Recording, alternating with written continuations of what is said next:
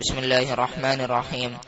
قال الإمام أبو بكر بن أبي داود رحمه الله: وقل غير مخلوق كلام مليكنا بذلك دان الأتقياء وأفصحوا ولا تك في القرآن بالوقف قائلا كما قال أتباع لجهم وأصجحوا ولا تقل القرآن خلق قرأته فإن كلام الله باللفظ يوضح.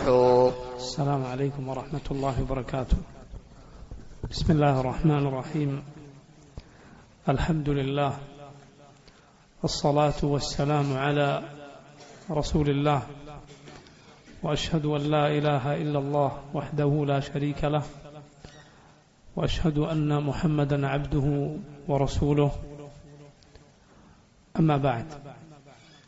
പ്രിയമുള്ള സഹോദരങ്ങളെ, ഈ മസ്ജിദിലെ വിദ്യാർത്ഥികളെ, ഇമാം അബൂബക്കർ ഇബ്നു അബി ദാവൂദ് റഹിമഹുല്ലാഹ് അദ്ദേഹത്തിന്റെ ഹായിയയിലെ 3 വരികളാണ് നിങ്ങൾ കേട്ടത്. പരിശുദ്ധ ഖുർആൻ അള്ളാഹുവിന്റെ കലാമാണ്, അള്ളാഹുവിന്റെ സംസാരമാണ്, അവന്റെ വാക്കാണ് എന്ന അഹ്ലുസുന്നത്തിന്റെ സുപ്രധാനമായ വിശ്വാസം വിവരിക്കുന്ന 3 വരികളാണിത്. وقل غير مخلوق كلام مليكنا بذلك دان الأتقياء وأفصحوا. وقل നീ പറയുക, غير مخلوق كلام مليكنا, നമ്മുടെ മലീക്കായ പടപ്പുകളുടെ എല്ലാം യഥാർത്ഥ രാജാവായ അള്ളാഹുവിന്റെ കലാം, അള്ളാഹുവിന്റെ സംസാരം, അത് ഗൈറു മഖ്ലൂഖ്, അത് സൃഷ്ടിയല്ല. ബിദാലിക ദാനൽ അത്ഖിയാഉ വഅഫ്സഹു, ഈ വിശ്വാസമാണ് അള്ളാഹുവിനെ ഏറ്റവും നന്നായി സൂക്ഷിച്ച് ജീവിച്ചവർ അഥവാ നമ്മുടെ മുൻഗാമികൾ വെച്ചു പുലർത്തിയത്. ബിദാലിക ദാനൽ അത്ഖിയാഉ, അത്ഖിയ എന്നാൽ തഖ്വയുള്ള മുൻഗാമികളാണ് ഇവിടെ ഉദ്ദേശം. അവരുടെ ദീൻ ഇതായിരുന്നു. വഅഫ്സഹു, ഇതായിരുന്നു അവർ ഒരു സംശയവും ഇല്ലാത്ത വിധം വ്യക്തമായി പറഞ്ഞത്. നോക്കൂ നിങ്ങൾ, ഇമാം ഇബ്നു അബി ദാവൂദ് റഹിമഹുല്ലാഹ് ഖുർആനും സുന്നത്തും പിൻപറ്റുക എന്ന് പറഞ്ഞതിന്റെ തൊട്ടുടനെ ഖുർആനിനെ കുറിച്ച് നമ്മുടെ വിശ്വാസം എന്താണ് എന്ന് പറയുന്നു. വഹി നാം പിൻപറ്റുന്നു. പരിശുദ്ധ ഖുർആൻ എന്ന വഹിയാകട്ടെ അള്ളാഹുവിന്റെ സംസാരമാണ്, അത് അള്ളാഹുവിന്റെ സൃഷ്ടിയല്ല. ഈ വിശ്വാസം സുപ്രധാനമായ നമ്മൾ ഏവരും ശ്രദ്ധയോടെ സൂക്ഷിച്ച് പഠിക്കേണ്ട വിശ്വാസമാണ്. പ്രിയപ്പെട്ട സഹോദരങ്ങളും കുട്ടികളുമെല്ലാം ഈ വിഷയം ഇന്ന് നമ്മൾ സംസാരിക്കുന്ന ഭാഗങ്ങൾ വളരെ ശ്രദ്ധയോടെ കേൾക്കണമെന്ന് ഞാൻ ആമുഖമായി ഓർമ്മപ്പെടുത്തുകയാണ്. ആദ്യം നമ്മൾ മനസ്സിലാക്കുക, അല്ലാഹു റബ്ബുൽ ആലമീൻ, നമ്മുടെ റബ്ബ്, അവന്റെ സിഫത്തുകളിൽ ഒന്നാണ്, അവന്റെ വിശേഷണങ്ങളിൽ ഒന്നാണ് അവൻ സംസാരിക്കുമെന്നത്. റബ്ബ് സുബ്ഹാനഹു വ തആല അവൻ സംസാരിക്കുന്നവനാണ്. അവന്റെ സംസാരത്തിന് അറ്റമില്ല, അതിന് തുടക്കമോ ഒടുക്കമോ ഇല്ല. എന്തുകൊണ്ടാണ്? കാരണം അവൻ തുടക്കമോ ഒടുക്കമോ ഇല്ലാത്തവനാണ്. قل لو كان البحر مدادا لكلمات ربي لنفد البحر قبل أن تنفد كلمات ربي ولو جئنا بمثله مددا. പറയുക, കടലിലെ വെള്ളം അത് എന്റെ റബ്ബിന്റെ സംസാരം എഴുതാനുള്ള മഷിയാക്കിയിരുന്നുവെങ്കിൽ അത് തീർന്നു പോകുമായിരുന്നു. എന്റെ റബ്ബിന്റെ കലാം അത് തീർന്നു പോകുന്നതിന് മുമ്പ് അതിന് തത്തുല്യമായി ഇനിയും സമുദ്രങ്ങൾ കൊണ്ടുവന്നാലും. ولو أن ما في الأرض من شجرة أقلام والبحر يمده من بعده 7 أبحر ما نفدت كلمات الله. سورة لقمان الله പറഞ്ഞു. നേരത്തെ അനുവദിയ ആയത്ത് ഏത് സൂറത്തിലുള്ളതാണ്? സൂറത്തുൽ കഹ്ഫിൽ. 2 സൂറത്തുകളിൽ അല്ലാഹു റബ്ബുൽ ആലമീൻ അവന്റെ കലാമിനെ കുറിച്ച് പറഞ്ഞു. ഭൂമിയിലെ മരങ്ങളെല്ലാം പേനയാക്കിയാൽ അള്ളാഹുവിന്റെ കലാം എഴുതാൻ അതുകൊണ്ട് സാധിക്കുകയില്ല. സമുദ്രങ്ങളെല്ലാം മഷിയാക്കിയാൽ അള്ളാഹുവിന്റെ സംസാരം എഴുതി തീരുകയില്ല. എന്തുകൊണ്ടാണ്? കാരണം ഇതാരുടെ സംസാരമാണ്? പടപ്പുകളുടെ സംസാരമല്ല, തുടക്കമോ ഒടുക്കമോ ഇല്ലാത്തവന്റെ സംസാരമാണ്. അതുകൊണ്ട് അവന്റെ സംസാരത്തിനും തുടക്കമില്ല, ഒടുക്കമില്ല. കടൽ അതെത്ര അധികം ഉണ്ടെങ്കിലും യഥാർത്ഥത്തിൽ അത് മഹ്സൂറാണ്. അഥവാ അതിന് ഒരു നിശ്ചിത തോതുണ്ട്, ഒരളവുണ്ട്. അതെത്ര നമ്മുടെ മുന്നിൽ വലുതാണ് എങ്കിലും യഥാർത്ഥത്തിൽ അതിനൊരു കണക്കുണ്ട്. കാരണം അത് സൃഷ്ടിയാണ്. അള്ളാഹുവിന്റെ കലാമാകട്ടെ അത് സൃഷ്ടിയല്ല, മറിച്ച് അത് അള്ളാഹുവിന്റെ സിഫത്താണ്, അവന്റെ വിശേഷണമാണ്. അള്ളാഹു റബ്ബുൽ ആലമീൻ സംസാരിക്കും, അവൻ സംസാരിക്കും. യതകല്ലമുല്ലാഹ് ഇദാ ശാഅ ബിമാ ശാഅ കൈഫ ശാഅ. അള്ളാഹു അവൻ ഉദ്ദേശിച്ചാൽ സംസാരിക്കും. അവൻ ആദം അലൈഹിസ്സലാമിനോട് സംസാരിച്ചിട്ടുണ്ട്. ആദം അലൈഹിസ്സലാമിനെ പടക്കുന്നതിന് മുൻപ് മലായിക്കത്തിനോട് സംസാരിച്ചിട്ടുണ്ട്. റബ്ബ് സുബ്ഹാനഹു വ തആല മൂസാ നബിയോട് സംസാരിച്ചിട്ടുണ്ട്. നമ്മുടെ റസൂൽ സല്ലല്ലാഹു അലൈഹി വസല്ലമയോട് സംസാരിച്ചിട്ടുണ്ട്. പരലോകത്ത് അവൻ സംസാരിക്കും അവന്റെ പടപ്പുകളോട്, സ്വർഗവാസികളോട് അവൻ സംസാരിക്കും. അവൻ ഉദ്ദേശിക്കുമ്പോൾ അള്ളാഹു സംസാരിക്കും. എന്ത് സംസാരിക്കും? അവൻ ഉദ്ദേശിച്ചത് സംസാരിക്കും. ഖുർആൻ അള്ളാഹുവിന്റെ സംസാരമാണ്. തൗറാത്തും ഇൻജീലും അള്ളാഹുവിന്റെ സംസാരമാണ്. അള്ളാഹുവിന്റെ കിതാബുകളെല്ലാം അള്ളാഹുവിന്റെ സംസാരമാണ്. അതുപോലെ അവൻ ഉദ്ദേശിക്കുന്നത് പോലെ സംസാരിക്കും. അവൻ ഉദ്ദേശിക്കുന്ന രൂപത്തിൽ അള്ളാഹു റബ്ബുൽ ആലമീൻ സംസാരിക്കും. അവന്റെ സംസാരം എങ്ങനെ ഉള്ളതാണ്? അത് അവർ ഉദ്ദേശിക്കുന്നവരെ അവൻ കേൾപ്പിക്കും. അവൻ സംസാരിക്കുന്ന ശബ്ദം, അവൻ ഉദ്ദേശിക്കുന്ന പടപ്പുകളെ അള്ളാഹു റബ്ബുൽ ആലമീൻ കേൾപ്പിക്കും. ആ സംസാരത്തെക്കുറിച്ച് അതുകൊണ്ട് നമ്മുടെ വിശ്വാസം എന്താണ്? ഷെയ്ഖുൽ ഇസ്ലാം പറഞ്ഞതുപോലെ, ഷെയ്ഖുൽ ഇസ്ലാമിന് മുമ്പുള്ള പണ്ഡിതന്മാരും അത് പറഞ്ഞിട്ടുണ്ട്. ഖദീമുൻ നൗഇ ഹാദിസുൽ അഹാദ്. ഖദീമുൻ നൗഅ് ഹാദിസുൽ അഹാദ് അഥവാ ആ സിഫത്ത് അള്ളാഹുവിന് ഉള്ളതാണ്, അഥവാ അവൻ തുടക്കമില്ലാത്തവനാണ് എന്നതുപോലെ അവന്റെ ആ വിശേഷണവും അവന് ഉണ്ട്. ഇതിന് തുടക്കമോ ഒടുക്കമോ ഇല്ല. എന്നാൽ ആ സംസാരം അവൻ ഉദ്ദേശിക്കുമ്പോൾ വീണ്ടും വീണ്ടും വരികയും ചെയ്യും. വീണ്ടും വീണ്ടും അത് അവൻ സംസാരിക്കുകയും ചെയ്യും. എന്തുകൊണ്ടാണ് ഇത് എങ്ങനെ വ്യക്തമായി പറയുന്നത്? കാരണം ഇതിലെല്ലാം പിഴച്ച വിശ്വാസങ്ങൾ വെച്ചു പുലർത്തുന്ന കക്ഷികൾ ഉണ്ടായിട്ടുണ്ട്. ഇൻഷാ അള്ളാഹ് വഴിയെ നമുക്കത് മനസ്സിലാകും. അതുപോലെ നമ്മുടെ പ്രധാനപ്പെട്ട വിശ്വാസമാണ് അള്ളാഹുവിന്റെ സംസാരം എന്നാൽ അതിന് ഹർഫുണ്ട്, സൗത്തുണ്ട്. അഥവാ ആ സംസാരം എന്ന് പറഞ്ഞാൽ അക്ഷരങ്ങൾ കൂടി ചേർന്നതാണ്. അക്ഷരങ്ങൾ കൂടി ചേരാതെ സംസാരമില്ല. അതുപോലെ ആ സംസാരം ശബ്ദമുള്ളതാണ്, ശബ്ദമില്ലാതെ സംസാരമില്ല. എന്തുകൊണ്ടാണ് ഇത് പ്രത്യേകം പറയുന്നത്? കാരണം ഇതിലെല്ലാം പിഴച്ച വിശ്വാസമുള്ള ആളുകളുണ്ട്, പിഴച്ച വിശ്വാസമുള്ള കക്ഷികളുണ്ട്. നിങ്ങൾക്ക് എല്ലാവർക്കും അറിയാം, റസൂലുള്ളാഹി സ്വല്ലല്ലാഹു അലൈഹി വസല്ലം ഖുർആനെ കുറിച്ച് പറഞ്ഞത് കാണാം. മൻ ഖറഅ ഹർഫൻ മിൻ കിതാബില്ലാഹ് ഫലഹു കദാ വകദാ ഹസന. ആരെങ്കിലും ഖുർആനിൽ ഒരു ഹർഫ് പാരായണം ചെയ്താൽ, ഒരു അക്ഷരം പാരായണം ചെയ്താൽ, അതിന് എന്ത് മനസ്സിലായി? ഖുർആൻ ഹർഫുകൾ കൂടി ചേർന്നതാണ്.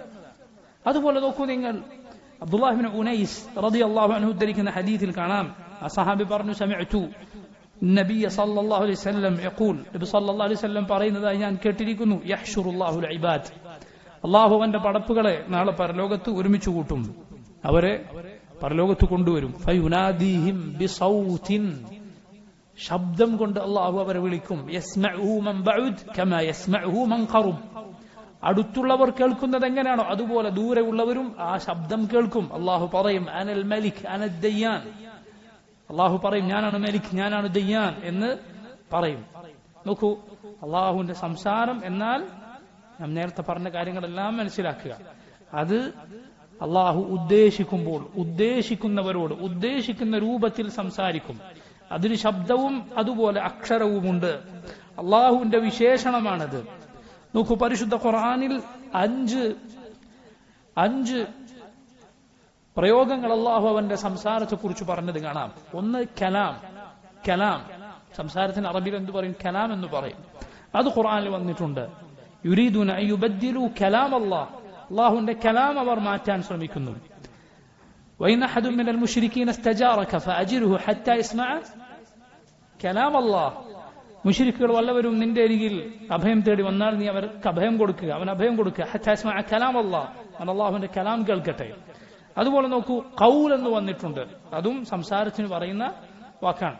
ഖാല അല്ലാഹ് ഖുർആനിൽ വന്നതല്ലേ, എത്ര തവണ വന്നിട്ടുണ്ട്? ഖാല അല്ലാഹ്. അതുപോലെ വമൻ അസ്ദഖു മിനല്ലാഹി ഖീല, ഖൗൽ എന്ന് വന്നിട്ടുണ്ട്. അതുപോലെ ഹദീസ് എന്ന് വന്നിട്ടുണ്ട്. സംസാരത്തിന് ഹദീസ് എന്ന് പറയും. വമൻ അസ്ദഖു മിനല്ലാഹി ഹദീസ, ഖുർആനിൽ വന്നതാണ്. അല്ലാഹുവിനേക്കാൾ സത്യം പറയുന്ന മറ്റാരുണ്ട്? അതുപോലെ മുനാദാത്ത് എന്ന പ്രയോഗം വന്നിട്ടുണ്ട്.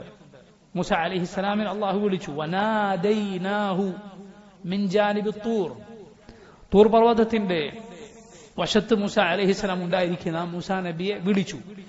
ദൂരെ ഉള്ളയാളെ വിളിക്കുന്നതിനാണ് എന്തു പറയുക? മുനാജാത്ത് എന്ന് പറയുക. നാദ എന്ന് പറഞ്ഞാൽ ദൂരെ ഉള്ള ആളെ വിളിക്കലാണ്. അങ്ങനെ അള്ളാഹു സംസാരിക്കും. അതുപോലെ മുനാജാത്ത് അതും ആ രൂപവും വന്നിട്ടുണ്ട്. വഖറബ്നാഹു നജിയ, മൂസ അലൈഹിസ്സലാമിനെ നാം അടുത്തു വിളിച്ച് സംസാരിച്ചു. അടുത്തുള്ള ആളോട് സംസാരിക്കുന്നതിനാണ് മുനാജാത്ത് എന്ന് പറയുക. മുനാജാത്ത് എന്ന് പറയുക. അപ്പൊ നോക്കൂ, കലാം, ഖൗൽ, ഹദീസ്, മുനാജാത്ത് ഇതെല്ലാം അള്ളാഹുവിന് സ്ഥിരപ്പെട്ട രൂപത്തിൽ ഇതാ പരിശുദ്ധ ഖുർആനിൽ തന്നെ വന്നിരിക്കുന്നു. ഇത് നമ്മൾ ആമുഖമായി മനസ്സിലാക്കുക. അള്ളാഹുവിന്റെ സംസാരം, അവന്റെ കലാം എന്ന സിഫത്തിനെ കുറിച്ച്, അള്ളാഹുവിന്റെ കലാം എന്ന സിഫത്തിനെ കുറിച്ച് നോക്കൂ നിങ്ങൾ. അടുത്ത പ്രധാനപ്പെട്ട കാര്യം, ഈ കലാമിൽ പെട്ടതാണ് ഖുർആൻ. ഖുർആൻ അള്ളാഹുവിന്റെ കലാമാണ്. പക്ഷെ ഖുർആൻ മാത്രമാണോ അള്ളാഹുവിന്റെ കലാം? നിങ്ങൾ പറയും, ഖുർആൻ മാത്രം അല്ല. പിന്നെ തൗറാത്ത് അള്ളാഹുവിന്റെ കലാം, ഇഞ്ചീൽ അള്ളാഹുവിന്റെ കലാമാണ്, സബൂർ അള്ളാഹുവിന്റെ കലാമാണ്. അതുപോലെ അള്ളാഹു അവന്റെ മലായികത്തിനോടും മുഅ്മിനുകളോടും എല്ലാം സംസാരിക്കും. അതെല്ലാം അള്ളാഹുവിന്റെ കലാമാണ്. ഖുർആൻ അള്ളാഹുവിന്റെ കലാമാണ്. എന്താണ് ഖുർആനിനെ കുറിച്ച് അഹ്ലുസുന്നത്തിന്റെ വിശ്വാസം? ഖുർആനിനെ കുറിച്ച് മുസ്ലിമീങ്ങളുടെ അഹ്ലുസുന്നത്തിന്റെ വിശ്വാസം, കലാമുല്ലാഹി മുനസ്സലുൻ ഗൈറു മഖ്ലൂഖിൻ മിൻഹു ബദഅ ഇലൈഹി യഊദ്. കലാമുല്ലാഹി മുനസ്സലുൻ ഗൈറു മഖ്ലൂഖിൻ മിൻഹു ബദഅ വഇലൈഹി യഊദ്. ഇതാണ് ഖുർആൻ. കലാമുല്ലാഹ് അല്ലാഹുവിന്റെ സംസാരമാണ്. മുനസ്സൽ, അല്ലാഹു അത് അവതരിപ്പിച്ചിരിക്കുന്നു. അവന്റെ പക്കൽ നിന്ന് ജിബ്രീൽ അലൈഹിസ്സലാം അത് കേട്ട് ആ വഹയുമായി മുഹമ്മദ് നബി സല്ലല്ലാഹു അലൈഹി വസല്ലമയുടെ അരികിലേക്ക് ഇറങ്ങിയിരിക്കുന്നു. ജിബ്രീൽ അലൈഹിസ്സലാം ആ വഹയുമായി റസൂലുള്ളാഹി സ്വല്ലല്ലാഹു അലൈഹി വസല്ലമയുടെ അരികിലേക്ക് വന്നിരിക്കുന്നു. ഗൈറു മഖ്ലൂഖ്, എന്തല്ല സൃഷ്ടിയല്ല, അള്ളാഹുവിന്റെ സൃഷ്ടിയല്ല, ഒരിക്കലുമല്ല. മറിച്ച് അത് അള്ളാഹുവിന്റെ സംസാരമാണ്, അവന്റെ സിഫത്താണ്, അവന്റെ വിശേഷണമാണ്. മിൻഹു ബദഅ, അവനിൽ നിന്നാണ് അതിന്റെ തുടക്കം, അഥവാ അവനിൽ നിന്നാണ് അത് വന്നത്. വഇലൈഹി യഊദ്, അവനിലേക്ക് തന്നെ അത് തിരിച്ചു പോവുകയും ചെയ്യും. എങ്ങനെയാണ് തിരിച്ചു പോവുക എന്ന് പറഞ്ഞാൽ, അവസാന കാലമായാൽ പരിശുദ്ധ ഖുർആൻ ഈ ഭൂമിയിൽ ഉണ്ടാവുകയില്ല.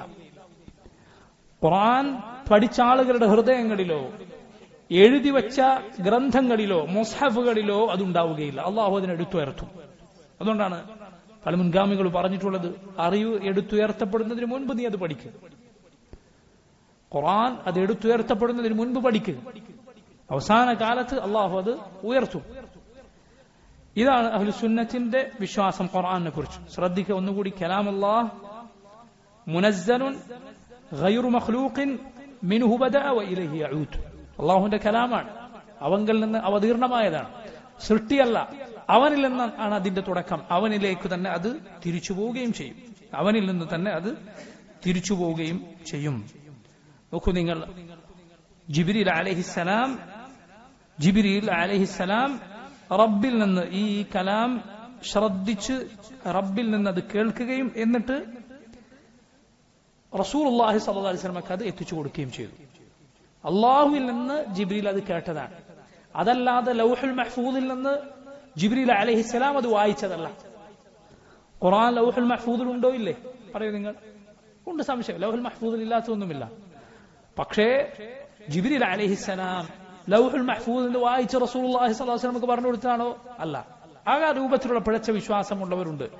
ജിബ്രീൽ അലൈഹിസ്സലാം അള്ളാഹുവിൽ നിന്നത് കേട്ട് റസൂലുള്ളാഹി സ്വല്ലല്ലാഹു അലൈഹി വസല്ലമക്ക് അത് പറഞ്ഞു കൊടുത്തതാണ്. റസൂലുള്ളാഹി സ്വല്ലല്ലാഹു അലൈഹി വസല്ലമക്ക് അത് ഓതി കൊടുത്തതാണ്. ഇതാണ് ഇസ്ലാമിന്റെ വിശ്വാസം. അതാണ് ഈ വരിയിൽ അദ്ദേഹം പറഞ്ഞത്, ബിദാലിക ദാനൽ അത്ഖിയാഉ വഅഫ്സഹു. അള്ളാഹുവിനെ സൂക്ഷിച്ച് ജീവിച്ച ഈ ദീനിന്റെ പണ്ഡിതന്മാരെല്ലാം അവരുടെ എല്ലാം അഭിപ്രായം ഇതാണ്. അവരെല്ലാം തെളിച്ചു പറഞ്ഞത് ഇതാണ്. ഇതിനെതിരായ വിശ്വാസമുണ്ടായപ്പോൾ അവരത് കൂടുതൽ വ്യക്തമാക്കി പറഞ്ഞിരിക്കുന്നു. ഇമാം ലാലക്കായി റഹിമഹുല്ലാഹ് 500 പണ്ഡിതന്മാരുടെ വാക്കുകൾ അദ്ദേഹത്തിന്റെ കിതാബിൽ ഉദ്ധരിച്ചത് കാണാം. ഇബ്നുൽ ഖയ്യിം റഹിമഹുല്ലാഹ് അതിനെക്കുറിച്ച് പറയുകയുണ്ടായി. ആ പണ്ഡിതന്മാരുടെ വാക്ക് മാത്രമല്ല, ഖുർആൻ എങ്ങാനും അള്ളാഹുവിന്റെ സൃഷ്ടിയാണ് എന്ന് ആരെങ്കിലും പറഞ്ഞാൽ അവൻ കാഫിറാണ് എന്ന ഇത്രയും പണ്ഡിതന്മാരുടെ അഭിപ്രായം അദ്ദേഹം ഉദ്ധരിച്ചിരിക്കുന്നു. മുസ്ലിമീങ്ങളുടെ അഹ്ലുസുന്നത്തിന്റെ ഇജ്മാ ആണ്. ഖുർആൻ അള്ളാഹുവിന്റെ സൃഷ്ടിയാണെന്ന് വല്ലവനും പറഞ്ഞാൽ കാഫിറാണവൻ എന്ന കാര്യത്തിൽ. ഇബ്നുൽ ഖയ്യിം പറഞ്ഞു, വലഖദ് തഖല്ലദ കുഫ്റഹും 50 في 10 من العلماء في البلدان واللالكائي الإمام حكاه عنهم بل قد حكاه قبله الطبراني. ഇബ്നുൽ ഖയ്യിം തന്റെ നൂനിയയിൽ പറയുകയുണ്ടായി, അവർ അള്ളാഹുവിന്റെ കലാമിനെ നിഷേധിക്കുന്ന, ഖുർആൻ അള്ളാഹുവിന്റെ സൃഷ്ടിയാണെന്ന് പറയുന്നവർ കാഫിറാണ് എന്ന കാര്യത്തിൽ 10 നാടുകളിലെ 50 പണ്ഡിതന്മാർ വീതം മുൻഗാമികളായ പണ്ഡിതന്മാരുടെ വാക്ക് ഇമാം ലാലക്കായി ഉദ്ധരിച്ചിരിക്കുന്നു. അദ്ദേഹത്തിന് മുൻപേ തബറാനി റഹിമഹുമുല്ലാഹ് ഈ കാര്യം ഉദ്ധരിച്ചിരിക്കുന്നു. നോക്കൂ, നമ്മളിവിടെ വായിച്ച രണ്ടാമത്തെ വരിയിൽ പറഞ്ഞത് അതാണ്. വലാ തകു ഫിൽ ഖുർആനി ബിൽ വഖ്ഫി ഖായിലൻ കമാ ഖാല അത്ബാഉ ലിജഹ്മിൻ വഅസ്ജഹു വലാ തഖുൽ ഖുർആനു ഖൽഖുൻ ഖറഅതുഹു ഫഇന്ന കലാം അല്ലാഹി ബിൽ ലഫ്ളി യൂദഹു. ഇതിനുശേഷം തെറ്റായ വിശ്വാസം ഈ കാര്യത്തിലുള്ളവരെ കുറിച്ചാണ് പറയുന്നത്. അതിൽ ഒന്നാമത്തെ കൂട്ടർ ജഹ്മികൾ എന്നറിയപ്പെടുന്ന വിഭാഗമാണ്. അഥവാ ഖുർആൻ അള്ളാഹുവിന്റെ സിഫത്തല്ല എന്ന് പറഞ്ഞവർ. യഥാർത്ഥത്തിൽ ഖുർആൻ അള്ളാഹുവിന്റെ സിഫത്തല്ല എന്നത് മാത്രമല്ല അവരുടെ വാദം, മറിച്ച് അള്ളാഹു സംസാരിക്കും എന്നതിനെ നിഷേധിച്ചവരാണവർ. സംസാരം എന്നത് അള്ളാഹുവിനില്ല, അള്ളാഹുവിന്റെ മുഴുവൻ സിഫത്തുകളെയും നിഷേധിച്ചവരാണ് ജഹ്മികൾ. ഇതാദ്യം പറഞ്ഞത് ജഹ്മു ഇബ്നു സഫ്വാൻ എന്നവന് മുൻപേ അവൻ ദീൻ പഠിച്ച ജഅദ് ഇബ്നു ദിർഹം എന്നു പേരുള്ള ഒരുവനുണ്ട്. ജഅദ് ഇബ്നു ദിർഹം എന്നാണ് അവന്റെ പേര്. അവൻ പറഞ്ഞു, അള്ളാഹു മൂസാ നബിയോട് സംസാരിച്ചിട്ടില്ല, അള്ളാഹു ഇബ്രാഹിം നബിയെ ഖലീലായി തെരഞ്ഞെടുത്തിട്ടുമില്ല. ഖാലിദുൽ ഖസ്രി എന്നു പേരുള്ള മുസ്ലിമീങ്ങളുടെ ഭരണാധികാരിയായിരുന്ന ഒരു അമീർ, അയാളെ അതിന്റെ പേരിൽ വധശിക്ഷ നടപ്പിലാക്കിയ അയാൾക്ക് ജഅദ് ഇബ്നു ദിർഹമിനെ കൊന്നുകളഞ്ഞു. അമീർ മുസ്ലിമീങ്ങൾക്ക് വലിയ സേവനമാണ് അതിലൂടെ ചെയ്തു കളഞ്ഞത്. ഒരു ഈദുൽ അദ്ഹയിൽ അദ്ദേഹം ജനങ്ങളോട് പ്രസംഗിച്ചു, ജനങ്ങളെ നിങ്ങളൊക്കെ നിങ്ങളുടെ ഉദ്ഹിയത്ത് അറുത്തുള്ളൂ, ഞാനിതാ ജഅദ് ഇബ്നു ദിർഹമിനെ അറുക്കാൻ പോവുകയാണ്. കാരണം അവൻ പറഞ്ഞു, ഇന്നല്ലാഹ ലം യുകല്ലിം മൂസ തക്ലീമൻ വലം യത്തഖിദ് ഇബ്രാഹിമ ഖലീലൻ. മൂസാ നബിയോട് അള്ളാഹു സംസാരിച്ചിട്ടില്ല, ഇബ്രാഹിം നബി അള്ളാഹു ഖലീലായി തെരഞ്ഞെടുത്തിട്ടില്ല എന്നവൻ പറഞ്ഞിരിക്കുന്നു. അവനുള്ള ശിക്ഷ ഖാലിദുൽ ഖസ്രി എന്ന ഭരണാധികാരി നടപ്പിലാക്കിയുണ്ടായി. അവനിൽ നിന്നാണ് ജഹ്മു ഇബ്നു സഫ്വാൻ എന്നു പേരുള്ള ഇസ്ലാമിൽ ഇത്രയും കുപ്രസിദ്ധനായ ഒരു മുബ്തദി ഉണ്ടോ എന്ന് സംശയമാണ്. വലിയ കുഫ്റാണ് അവൻ പറഞ്ഞത്. ജഹ്മു ഇബ്നു സഫ്വാൻ, അവന്റെ അനുയായികളാണ് ജഹ്മികൾ എന്ന് അറിയപ്പെടുന്നത്. അവനിൽ നിന്ന് അത് സ്വീകരിച്ച ആളുകൾ പലരുമുണ്ട്. ബിഷ്ർ അൽ മിറീസി, അതുപോലെ അഹ്മദ് ഇബ്നു അബീ ദുആദ് തുടങ്ങിയവരൊക്കെ പിൽക്കാലത്ത് ഇതിന്റെ ആളുകളായി വന്നു. യഥാർത്ഥത്തിൽ ഈ വിശ്വാസം വന്നത് ഇവിടെ നിന്നാണ്. പല പണ്ഡിതന്മാരും ചൂണ്ടിക്കാട്ടിയത് കാണാം, ഇത് വന്നത് യഹൂദികളിൽ നിന്നാണ്, ജൂതന്മാരിൽ നിന്നാണ്. കാരണം ജഅദ് ഇബ്നു ദിർഹം അയാൾ പഠിച്ചത് ബയാൻ ഇബ്നു സമആൻ എന്നു പേരുള്ള ഒരാളിൽ നിന്നാണ്. ഈ ബയാൻ ഇബ്നു സമആൻ, അബാൻ ഇബ്നു സമആൻ എന്നും അയാളുടെ പേര്, രണ്ടു പേര് പറയാറുണ്ട്. ഈ ബയാൻ ഇബ്നു സമആന്റെ ഉസ്താദാരായിരുന്നു. അയാൾ ദീൻ സ്വീകരിച്ചത് താലൂത്ത് എന്നു പേരുള്ള ആളിൽ നിന്നാണ്. ഈ താലൂത്ത് ലബീദ് ഇബ്നുൽ അസമിന്റെ സഹോദരിയുടെ മകനായിരുന്നു. ലബീദ് ഇബ്നുൽ അസം ആരാണ്? മുഹമ്മദ് റസൂലുള്ളാഹി സ്വല്ലല്ലാഹു അലൈഹി വസല്ലമക്കെതിരിൽ സിഹർ ചെയ്ത യഹൂദി. ആ ലബീദ് ഇബ്നുൽ അസമിന്റെ പെങ്ങളുടെ മകൻ താലൂത്തിൽ നിന്നാണ് ബയാൻ ഇബ്നു സമആൻ പഠിച്ചത്. ഈ ബയാൻ ഇബ്നു സമആനിൽ നിന്നാണ് ജഅദ് ഇബ്നു ദിർഹം ഇത് പഠിച്ചെടുത്തത്. അത് യഹൂദികളുടെ പാരമ്പര്യമാണ്. യഹൂദികൾക്ക് തൗറാത്ത് അള്ളാഹുവിന്റെ സൃഷ്ടിയാണ് എന്ന വാദമുണ്ട്. തൗറാത്ത് അള്ളാഹുവിന്റെ സൃഷ്ടിയാണ് എന്ന വാദമുണ്ട്. അതിൽ നിന്ന് കൈക്കൊണ്ടതാണ്. നോക്കൂ നിങ്ങൾ, എത്ര മോശമായ സനദാണത്. യഹൂദികളിലേക്ക്, നബി സല്ലല്ലാഹു അലൈഹി വസല്ലമയെ സിഹർ ചെയ്ത ജൂതനിലേക്ക് എത്തുന്ന വിശ്വാസമാണ് യഥാർത്ഥത്തിൽ ഈ പറഞ്ഞത്. ജഹ്മികളുടെ അതുപോലെ മുഅ്തസിലത്തിന്റെ വിശ്വാസം അള്ളാഹുവിന്റെ സിഫത്തുകളെ മുഴുവൻ നിഷേധിക്കുക എന്നതാണ്. അക്കൂട്ടത്തിൽ അള്ളാഹുവിന്റെ കലാം അവർ നിഷേധിച്ചു. ഖുർആൻ അള്ളാഹുവിന്റെ സൃഷ്ടിയാണ് എന്ന് അവർ പറഞ്ഞുണ്ടാക്കി. പിന്നീട് സഹോദരങ്ങളെ, ഈ ഫിത്ന വളരെ അപകടകരമായ രൂപത്തിൽ മുസ്ലിമീങ്ങൾക്കിടയിൽ പ്രചരിക്കുകയുണ്ടായി. നിങ്ങൾ നോക്കൂ, അള്ളാഹു സംസാരിക്കുകയില്ല എന്ന് പറഞ്ഞവർ യഥാർത്ഥത്തിൽ അള്ളാഹുവിന്റെ കലാമാണ് ഖുർആൻ എന്ന് പറഞ്ഞവരെ അവർ വിളിച്ചു ഇവർ മുശ്രിക്കുകളാണ്, കാഫിറുകളാണ്. എന്തുകൊണ്ടാണ്? കാരണം അള്ളാഹു സംസാരിക്കുമെന്ന് പറഞ്ഞാൽ സംസാരിക്കുക ആരുടെ പടപ്പുകളാണല്ലോ, മനുഷ്യരാണല്ലോ. അവരോട് അള്ളാഹുവിനെ അവർ സാദൃശ്യപ്പെടുത്തിയിരിക്കുന്നു. നിങ്ങൾ മനസ്സിലാക്കണം. നോക്കൂ, ഇവരിത് അള്ളാഹുവിന് കൈകളുണ്ടെന്ന് പറയുന്നവരാണ്, അള്ളാഹുവിന് മുഖമുണ്ടെന്ന് പറയുന്നവരാണ്, അള്ളാഹുവിനെ പടപ്പുകളെ പോലെ ആക്കുന്നവരാണ് എന്ന് പറയുന്നവരുടെ ഒരു പഴയ പതിപ്പാണ് യഥാർത്ഥത്തിൽ. അതുകൊണ്ടാണ് നോക്കൂ, നമ്മെ ഇത് പറഞ്ഞ് പരിഹസിക്കുന്നവർക്ക് അള്ളാഹുവിന്റെ കലാമിനെ കുറിച്ച് തീർത്തും തെറ്റായ വിശ്വാസമാണുള്ളത്. ഇൻഷാ അല്ലാഹ് നമുക്ക് അതിലേക്ക് വരാം. നോക്കൂ, നിങ്ങൾ ആലോചിക്കുക, യഥാർത്ഥത്തിൽ എന്നിട്ട് അവർ എന്താണ് ചെയ്തത്? അള്ളാഹുവിനെ യഥാർത്ഥത്തിൽ അവർ ആരോടാണ് ഉപമിച്ചത്? മിണ്ടാത്ത, സംസാരിക്കാനാകാത്ത, കഴിവുകെട്ടവരോടാണ് അവർ അള്ളാഹുവിനെ സാദൃശ്യപ്പെടുത്തിയത്. കാരണം ആരാണ് സംസാരിക്കാതിരിക്കുക? സംസാരിക്കാതിരിക്കുക എന്നത് ബിംബങ്ങളുടെ ന്യൂനതയായിട്ട് അള്ളാഹു ഖുർആനിൽ പറഞ്ഞതല്ലേ? അഫലാ യറൗന അല്ലാ യർജിഉ ഇലൈഹിം ഖൗലാ വലാ യംലികു ലഹും ദർറൻ വലാ നഫഅ. മൂസാ നബി അലൈഹിസ്സലാം ബനു ഇസ്രായേലിൽ നിന്ന് വിട്ടുപോയപ്പോഴേക്കും പോയി വരുന്ന സമയത്തേക്ക് കാളക്കുട്ടി ആരാധിച്ചവരെ കുറിച്ച് അള്ളാഹു പറയുകയാണ്. അവർ ചിന്തിക്കുന്നില്ല, ആ കാളക്കുട്ടി അവരോടൊന്നും മിണ്ടുന്നില്ല, ഒരു വാക്ക് തിരിച്ചു പറയുന്നില്ല. അത് ബിംബങ്ങളുടെ ന്യൂനതയാണ്. ആ ന്യൂനതയാണ് യഥാർത്ഥത്തിൽ അള്ളാഹു സംസാരിക്കുകയില്ല എന്ന് പറയുന്നവർ അള്ളാഹുവിന്റെ മേൽ ആരോപിക്കുന്നത്. എന്നാൽ ഈ ഫിത്ന പിന്നീട് വളരെയധികം മുസ്ലിം ഉമ്മത്തിൽ പതിയെ പതിയെ വന്ന് പിന്നീട് അത് വ്യാപകമായ ആളുകൾക്കിടയിൽ പ്രചരിച്ചു. ഫിത്നതു ഖൽഖുൽ ഖുർആൻ, ഖുർആൻ അള്ളാഹുവിന്റെ സൃഷ്ടിയാണ് എന്ന വാദവും അതുകൊണ്ടുണ്ടായ വലിയ ഫിത്ന, ഫിത്നതു ഖൽഖുൽ ഖുർആൻ എന്ന പേരിൽ ഒരു വലിയ കുഴപ്പം തന്നെ, ഒരു കാലഘട്ടം തന്നെ മുസ്ലിം സമുദായത്തിൽ ഉണ്ടായിരുന്നു. എപ്പോഴാണ് അത് സംഭവിച്ചത്?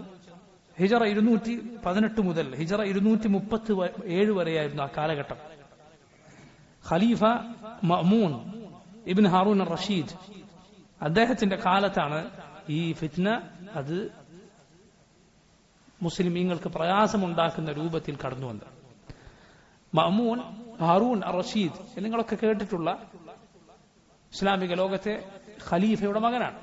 അബ്ബാസി ഖലീഫയായിരുന്ന ഹാറൂൻ റഷീദ് റഹിമഹുല്ലാ, അദ്ദേഹം വരെയുള്ള ഖലീഫമാർ പൊതുവെ എല്ലാവരും അഹ്ലുസുന്നത്തിന്റെ വഴിയിലായിരുന്നു. അഹ്ലുസുന്നത്തിന്റെ വഴിയിൽ നിന്ന് വിശ്വാസത്തിൽ പിഴച്ചുപോകുന്ന കാര്യങ്ങളൊന്നും അതിനു മുമ്പ് ഒരു ഖലീഫയിൽ നിന്നും അറിയപ്പെട്ടിട്ടില്ലായിരുന്നു.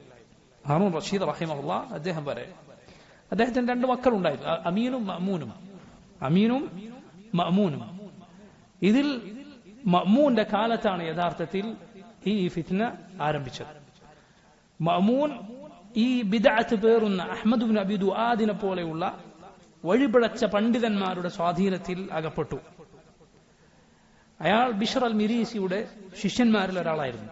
ഇമാം അദ്ദാരിമി റഹിമഹുല്ലാ, അദ്ദേഹം നിങ്ങൾ കേട്ടിട്ടുള്ള ഹദീസിന്റെ ഗ്രന്ഥമായ സുനൻ അദ്ദാരിമി എഴുതിയ ഇമാം അദ്ദാരിമി, അദ്ദേഹം മറുപടി എഴുതിയിട്ടുള്ള പിഴച്ച ആളാണ് ബിശ്ർ അൽ മിരീസി. അയാളുടെ സ്വാധീനത്തിൽപ്പെട്ട ആളായിരുന്നു ഖലീഫ അൽ മഅ്മൂൻ ഇബ്ൻ ഹാറൂൻ റഷീദ്. മഅ്മൂൻ ഈ സ്വാധീനത്തിൽ അകപ്പെടുകയും മുഅ്തസിലത്തിന്റെ വിശ്വാസം പേറുകയും അത് വലിയ ആവേശത്തിൽ കൊണ്ടു നടക്കുകയും ചെയ്തു. എന്ന് മാത്രമല്ല, അദ്ദേഹം നാടുനീളെ തന്റെ ഉദ്യോഗസ്ഥന്മാരെ ഈ ആശയം പ്രചരിപ്പിക്കാനും ഇതിനെതിരിൽ സംസാരിക്കുന്നവരെ ദ്രോഹിക്കാനും അവരെ സ്ഥാനങ്ങളിൽ നിന്ന്, മസ്ജിദിലെ ഇമാമത്ത് പോലുള്ള സ്ഥാനങ്ങളിൽ നിന്നൊക്കെ നീക്കം ചെയ്യാനും കൽപ്പന കൊടുത്തു എന്നാണ് പണ്ഡിതന്മാർ പറയുന്നത് കാണാം. മസ്ജിദുകളുടെ മുന്നിൽ എഴുതി വെക്കാൻ മഅ്മൂൻ ഉത്തരവിട്ടത്രേ, ലാ ഇലാഹ ഇല്ലല്ലാഹ് റബ്ബുൽ ഖുർആനി വ ഖാലിഖുഹു, ലാ ഇലാഹ ഇല്ലല്ലാഹ് റബ്ബുൽ ഖുർആനി വ ഖാലിഖുഹു, ലാ ഇലാഹ ഇല്ലല്ലാഹ് ഖുർആനിന്റെ റബ്ബും ഖുർആനിന്റെ സൃഷ്ടാവുമായ അല്ലാഹു. സുബ്ഹാനല്ലാഹ്, എത്ര പിഴച്ച കുഫറിന്റെ വാചകമാണ്. മസ്ജിദുകൾക്ക് മുന്നിൽ എഴുതി വെക്കാൻ മഅ്മൂൻ ഉത്തരവിട്ടത്രേ. നമ്മൾ കേട്ടാൽ നമുക്ക് അത്ഭുതം തോന്നേണ്ടത്, നമ്മളൊക്കെ ശ്രദ്ധിക്കേണ്ടുന്ന ഒരു കാര്യം, ഈ കുഴപ്പം പിടിച്ച, ഈ അങ്ങേറ്റം പിഴച്ച വാദം ഹാറൂന്റെ മകൻ മഅ്മൂനെ ഈ രൂപത്തിൽ പിടികൂടിയത് അയാളുടെ അവസാന കാലത്തായിരുന്നു, മരണത്തോടടുത്ത കാലം. വലിയ പ്രായം എത്തിയിട്ടല്ല മരിച്ചത്, പക്ഷേ മരിക്കുന്നതിനോട് അടുപ്പിച്ചിട്ടാണ് ഈ ഫിത്ന ആളെ പിടികൂടിയത്. അള്ളാഹു നമ്മെ കാത്തിരക്ഷിക്കുമാറാകട്ടെ. എന്നു മാത്രമല്ല, മരിക്കുന്ന സമയത്ത് തന്റെ സഹോദരനായ അൽ മുഅ്തസിം ബില്ലാഹ്, ഈ പേരുകളൊക്കെ മുഅ്തസിം, അൽ വാസിഖ് തുടങ്ങിയ പേരുകളെല്ലാം സ്ഥാനപ്പേരുകളാണ്. മുഅ്തസിം ബില്ലാഹ്, അൽ വാസിഖ് ബില്ലാഹ്, അൽ മുതവക്കിൽ അലല്ലാഹ് എന്നൊക്കെ ചില സ്ഥാനപ്പേരുകളിൽ ഖലീഫമാർ അറിയപ്പെടുമല്ലോ. ഏതായാലും ശരി, ഈ സഹോദരൻ മുഅ്തസിമിനെ മരണസമയത്ത് മഅ്മൂൻ വിളിച്ച് വസിയത്ത് പറഞ്ഞു, ഈ വാദം അത് മുറുകെ പിടിക്കണം. ഇതിന്റെ ആളായ അഹ്മദ് ബിൻ അബി ദുആദ് എന്ന വഴിപിഴച്ച പണ്ഡിതനുണ്ടായിരുന്നു, അയാൾക്ക് വലിയ സ്ഥാനം കൊടുക്കണം എന്നെല്ലാം പറഞ്ഞു. അങ്ങനെ മഅ്മൂന് ശേഷം അൽ മുഅ്തസിം ഇബ്ൻ ഹാറൂൻ ഭരണമേറ്റെടുത്തു. തന്റെ സഹോദരനെ പോലെ തന്നെ ഈ വാദം പ്രചരിപ്പിക്കാൻ വലിയ അധ്വാനിച്ച, അതിനുവേണ്ടി നാട്ടിലെ അഹ്ലുസുന്നത്തിന്റെ ആളുകളെ ഉപദ്രവിച്ച ആളായിരുന്നു മുഅ്തസിമിന്റെ മജ്ലിസിൽ വെച്ചാണ് ഇമാം അഹ്മദ് ബിൻ ഹംബൽ റഹിമഹുല്ലാഹ് ഖൽഖുൽ ഖുർആൻ എന്ന ഫിത്നയിൽ മുസ്ലിം ഉമ്മത്ത് അകപ്പെടാതിരിക്കുന്നതിൽ അള്ളാഹുവിന്റെ തൗഫീഖ് കൊണ്ട് വലിയ പങ്ക് വഹിച്ച ഇമാം അഹ്മദ് ബിൻ ഹംബൽ റഹിമഹുല്ലാഹ് അദ്ദേഹത്തെ ക്രൂരമായി മർദ്ദിച്ചത് മുഅ്തസിമിന്റെ പടയാളികളായിരുന്നു. മുഅ്തസിമിന്റെ സന്നിധിയിൽ, അയാളുടെ മുന്നിൽ വെച്ചായിരുന്നു ഉപദ്രവിച്ചത്. പിന്നീട് മുഅ്തസിം മരിച്ചുപോയി. അതിനുശേഷം അൽ വാസിഖ് ബിൻ മുഅ്തസിമിന്റെ മകൻ അൽ വാസിഖ് ബില്ലാഹ് അധികാരമേറ്റെടുത്തു. ഈ മൂന്ന് പേരിൽ ഏറ്റവും കടുത്ത നിലപാടുള്ളയാൾ വാസിഖായിരുന്നു. വാസിഖ് ബില്ലാഹ്, മുഅ്തസിമിന്റെ മകൻ വാസിഖ് രാപ്പകൽ വ്യത്യാസമില്ലാതെ ഈ വാദത്തിനു വേണ്ടി കഠിനമായി പരിശ്രമിച്ചു. ശക്തമായ നിലപാടുകൾ അതിനുവേണ്ടി എടുത്തു. കുപ്രസിദ്ധമായ പല കാര്യങ്ങൾ ചെയ്തു. ഇൻഷാ അല്ലാഹ് അതിലേക്ക് ഞാൻ വരാം. അങ്ങനെ ഒരുപാട് ഉപദ്രവങ്ങൾ അഹ്ലുസുന്നത്തിന് ഉണ്ടാക്കി വെച്ചു. ഒടുവിൽ അയാൾ മരണപ്പെട്ടു. അതിനുശേഷം വാസിഖിന്റെ സഹോദരൻ അൽ മുതവക്കിൽ ഇബ്ൻ മുഅ്തസിം ഖലീഫയായി അധികാരത്തിലേറ്റു. അല്ലാഹു റബ്ബുൽ ആലമീൻ അദ്ദേഹത്തെ കൊണ്ട് ഈ ഫിത്ന അവസാനിപ്പിച്ചു. അദ്ദേഹം സുന്നത്തിനെ സ്നേഹിക്കുന്ന, അഹ്ലുസുന്നത്തിന്റെ വിശ്വാസത്തെ സ്നേഹിക്കുന്ന ആളായിരുന്നു. അദ്ദേഹം ഭരണം ഏറ്റെടുത്തപ്പോൾ ഉത്തരവിട്ടു, ഇനി ഈ വിഷയം സംസാരിക്കരുത് എന്ന് ഉത്തരവിട്ടു. അഹ്മദ് ബിൻ അബി ദുആദ് എന്നു പേരുള്ള ആ വഴിപിഴച്ച ആളെ അകറ്റി നിർത്തുകയും പകരം ഇമാം അഹ്മദിനെ, രണ്ടും അഹ്മദാണ്, പക്ഷെ ഒന്ന് ഹിദായത്തിന്റെ അഹ്മദും മറ്റൊന്ന് ബലാലത്തിന്റെ അഹ്മദുമാണ്, ഇമാം അഹ്മദ് ബിൻ ഹംബലിനെ അടുപ്പിക്കുകയും അദ്ദേഹത്തിന് വലിയ സ്ഥാനങ്ങൾ അദ്ദേഹം കൽപ്പിക്കുകയും എന്ന് പറഞ്ഞാൽ അദ്ദേഹത്തോട് പല കാര്യങ്ങളും അഭിപ്രായം ചോദിക്കുകയും മറ്റുമൊക്കെ ചെയ്തുകൊണ്ട് ഇമാം അഹ്മദിനെ ആദരിക്കുകയും ബഹുമാനിക്കുകയും ചെയ്ത ഈ ഫിത്ന മുസ്ലിം ഉമ്മത്തിൽ നിന്ന് നീക്കം ചെയ്ത ഒരു ഖലീഫയായിരുന്നു മുതവക്കിൽ ഇബ്ൻ മുഅ്തസിം ജസാഹുല്ലാഹു ഖൈറൻ അനിൽ ഇസ്ലാമി വൽ മുസ്ലിമീൻ റഹിമഹുല്ലാഹ്. ഈ കാലമായിരുന്നു ഫിത്നയുടെ ഖൽഖുൽ ഖുർആന്റെ കാലം. ഹിജ്റ 218 മുതൽ ഹിജ്റ 237 വരെ. സഹോദരങ്ങളെ, ഈ ഫിത്ന ഒരു നിസാര കാര്യമായിരുന്നില്ല. അതിന്റെ ഗൗരവം എത്രയുണ്ടായിരുന്നു എന്ന് നിങ്ങൾക്ക് മനസ്സിലാകണമെങ്കിൽ ഒരേ ഒരു കാര്യം ചിന്തിച്ചാൽ മതി. ഒരേ ഒരു കാര്യം. എന്താണ്? ആ കാലത്ത് ഖുർആൻ അള്ളാഹുവിന്റെ സൃഷ്ടിയല്ല, കലാമാണ് എന്നുറക്കെ പറയുകയും അതിൽ ഉറച്ചു നിൽക്കുകയും ചെയ്തത് 5 പേരായിരുന്നു എന്നാണ്. 5 പേർ മാത്രം. ബാക്കി സകല ആളുകളും ഒന്നുകിൽ വാള് പേടിച്ച് കൊല്ലപ്പെടുമെന്ന് പേടിച്ച് മിണ്ടാതിരുന്നു. അതിൽ പലർക്കും അതിൽ ഇളവുണ്ടായേക്കാം. കൊല്ലപ്പെടുമെന്ന് പേടിച്ച്, ജീവനിൽ പേടിച്ച് ഒരാൾക്ക് വേണമെങ്കിൽ നാവുകൊണ്ട് താൻ വിശ്വസിക്കാത്ത കാര്യം പറയുന്നതിൽ തെറ്റില്ല. അമ്മാർ റളിയല്ലാഹു അൻഹു ചെയ്തതുപോലെ മുശ്രിക്കുകളുടെ മർദ്ദനത്തിൽ രക്ഷപ്പെടാൻ വേണ്ടി ഖൽബിൽ അവിശ്വാസമില്ലാതെ നാവുകൊണ്ട് കൊലപാതകം പേടിച്ചിട്ട്, കൊല്ലുമെന്ന് പേടിച്ചിട്ട് അങ്ങനെ ചെയ്താൽ അത് കുറ്റമില്ല. മറ്റു പലരും ദുനിയാവിന് വേണ്ടി മാറ്റി പലരും പറഞ്ഞവരുണ്ടായിരുന്നു. അതുപോലെ വാള് പേടിച്ച് മിണ്ടാതിരുന്നവരും ചില മെഅറാദുകൾ ഉപയോഗിച്ച് എന്ന് പറഞ്ഞാൽ കേൾക്കുന്നവർക്കൊന്നു തോന്നും പറയുന്ന ആളുടെ ഉദ്ദേശം വേറെയായിരിക്കും. ചിലർ പറഞ്ഞത്രേ ഖുർആനും തൗറാത്തും ഇഞ്ചീലും സബൂറും ഇതൊക്കെ അള്ളാഹുവിന്റെ സൃഷ്ടിയാണ്. ഇതൊക്കെ എന്ന് പറയുമ്പോൾ ആൾ എണ്ണിയ തന്റെ വിരലുകളെയാണ് അത്ര ഉദ്ദേശിച്ചത്. ഇതൊക്കെ അള്ളാഹിന്റെ സൃഷ്ടികളാണ് എന്ന് പറഞ്ഞാൽ കൊലപാതകത്തിൽ നിന്ന് രക്ഷപ്പെടാൻ അങ്ങനെയൊക്കെ ചില ആളുകൾ പ്രയോഗിച്ചു എന്നാണ്. അങ്ങനെ ആ നിലക്ക് പ്രയോഗിക്കുന്നതിൽ ഇളവുണ്ട്. പക്ഷെ നോക്കൂ നിങ്ങൾ, 5 പണ്ഡിതന്മാർ അഹ്ലുസുന്നത്തിന്റെ മഹാന്മാരായ ഇമാമുമാർ അതിൽ ഉറച്ചു നിന്നു എന്നാണ്. അഹ്ലുസുന്നത്തിന്റെ മഹാന്മാരായ ഇമാമുമാർ അതിൽ ഉറച്ചു നിന്നു. നോക്കൂ, അതിലൊരാൾ ആരായിരുന്നു? അതിലൊരാൾ ഇമാം ബുവൈത്തി അബൂ യാക്കൂബ് യൂസുഫ് ഇബ്നു യഹ്യ റഹിമഹുല്ലാഹ്, അദ്ദേഹമായിരുന്നു അതിലൊരാൾ. ഇമാം ബുവൈത്തി അബൂ യാക്കൂബ് യൂസുഫ് ഇബ്നു യഹ്യ റഹിമഹുല്ലാഹ്. നോക്കൂ നിങ്ങൾ, അദ്ദേഹത്തെ കുറിച്ച് സിയറു അലാമിൻ നുബലായിൽ നമുക്ക് കാണാം. ഇമാം ദഹബിയുടെ ഗ്രന്ഥത്തിൽ അദ്ദേഹത്തെ ചില ആളുകൾ കാണുന്ന സമയത്ത് എന്തായിരുന്നു അദ്ദേഹത്തിന്റെ സ്ഥിതി? എപ്പോഴും നാവിൽ അള്ളാഹുവിന്റെ ദിക്റായിരുന്നു. അദ്ദേഹത്തെ ഒരു ബഗലിന്റെ, ഒരു കോവർ കഴുതയുടെ പുറത്ത് അദ്ദേഹത്തെ ഇരുത്തി അദ്ദേഹത്തിന്റെ കഴുത്തിൽ ഇരുമ്പിന്റെ വളയം അണിയിച്ചിട്ടുണ്ടായിരുന്നു. സുബ്ഹാനല്ലാഹ്, ഈ വലിയ മഹാനായ ഇമാമിനെയാണ് ഈ രൂപത്തിൽ ചെയ്യുന്നത്. കഴുത്തിൽ ഇരുമ്പിന്റെ വളയം അണിയിച്ചിട്ടുണ്ടായിരുന്നു. കാലുകളിലൊക്കെ ചങ്ങല കൊണ്ട് ബന്ധിച്ചിട്ടുണ്ടായിരുന്നു. ഈ കഴുത്തിലെ വളയവും കാലിലെ ചങ്ങലയും കാലിലെ വളയവും തമ്മിൽ ബന്ധിപ്പിക്കാൻ ചങ്ങല ഉണ്ടായിരുന്നു. ആ അവസ്ഥയിൽ അദ്ദേഹത്തെ ചിലർ കാണുകയാണ്. ഇമാം ദഹബിയുടെ സിയറിൽ നമുക്ക് കാണാം. ആ ഒരു അവസ്ഥയിൽ നിൽക്കവേ അദ്ദേഹം പറയുന്നുണ്ടായിരുന്നത്രേ, ഇന്നമാ ഖലഖല്ലാഹുൽ ഖൽഖ ബികുൻ ഫഇദാ കാനത് മഖ്ലൂഖ ഫകഅന്ന മഖ്ലൂഖൻ ഖുലിഖ ബിമഖ്ലൂഖ്. അള്ളാഹു പടപ്പുകളെ സൃഷ്ടിച്ചത് കുൻ എന്നവന്റെ വാക്കുകൊണ്ടാണ്. അള്ളാഹു കുൻ ഉണ്ടാകൂ എന്ന് പറഞ്ഞപ്പോൾ അതൊക്കെ ഉണ്ടായി. കുൻ എന്നത് ഒരു മഖ്ലൂഖാണെങ്കിൽ, അതൊരു സൃഷ്ടിയാണെങ്കിൽ സൃഷ്ടിയെ പടച്ചു, സൃഷ്ടി കൊണ്ട് സൃഷ്ടി ഉണ്ടായി എന്ന് പറയേണ്ടി വരും. സൃഷ്ടി കൊണ്ട് സൃഷ്ടി ഉണ്ടായി എന്ന് പറയേണ്ടി വരും. അല്ല, മറിച്ചത് അള്ളാഹുവിന്റെ കലാമാണ്. വലഇൻ ഉദ്ഖിൽതു അലൈഹി ലഅസ്ദഖന്ന. ഖലീഫ വാസിഖിന്റെ അരികിൽ എന്നെ കൊണ്ടുപോയാലും ഞാൻ ഈ സത്യം തന്നെ പറയും. വല അമൂതന്ന ഫീ ഹദീദി ഹാദാ. ഇരുമ്പ് ചങ്ങലയിൽ കിടന്ന് ഞാൻ മരിച്ചുകൊള്ളാം. ഹത്താ യഅതിയ ഖൗമുൻ യഅലമൂൻ അന്നഹു ഖദ് മാത ഫീ ഹാദാ അശ്ശഅനി ഖൗമുൻ ഫീ ഹദീദിഹിം. എന്തിനു വേണ്ടിയാണ്? ഇതിനുശേഷം വരുന്ന ആളുകൾ തിരിച്ചറിയണം, ഇതാ ഈ വിശ്വാസത്തിനു വേണ്ടി പലരും ചങ്ങലയിൽ കിടന്ന് മരിച്ചിട്ടുണ്ട്.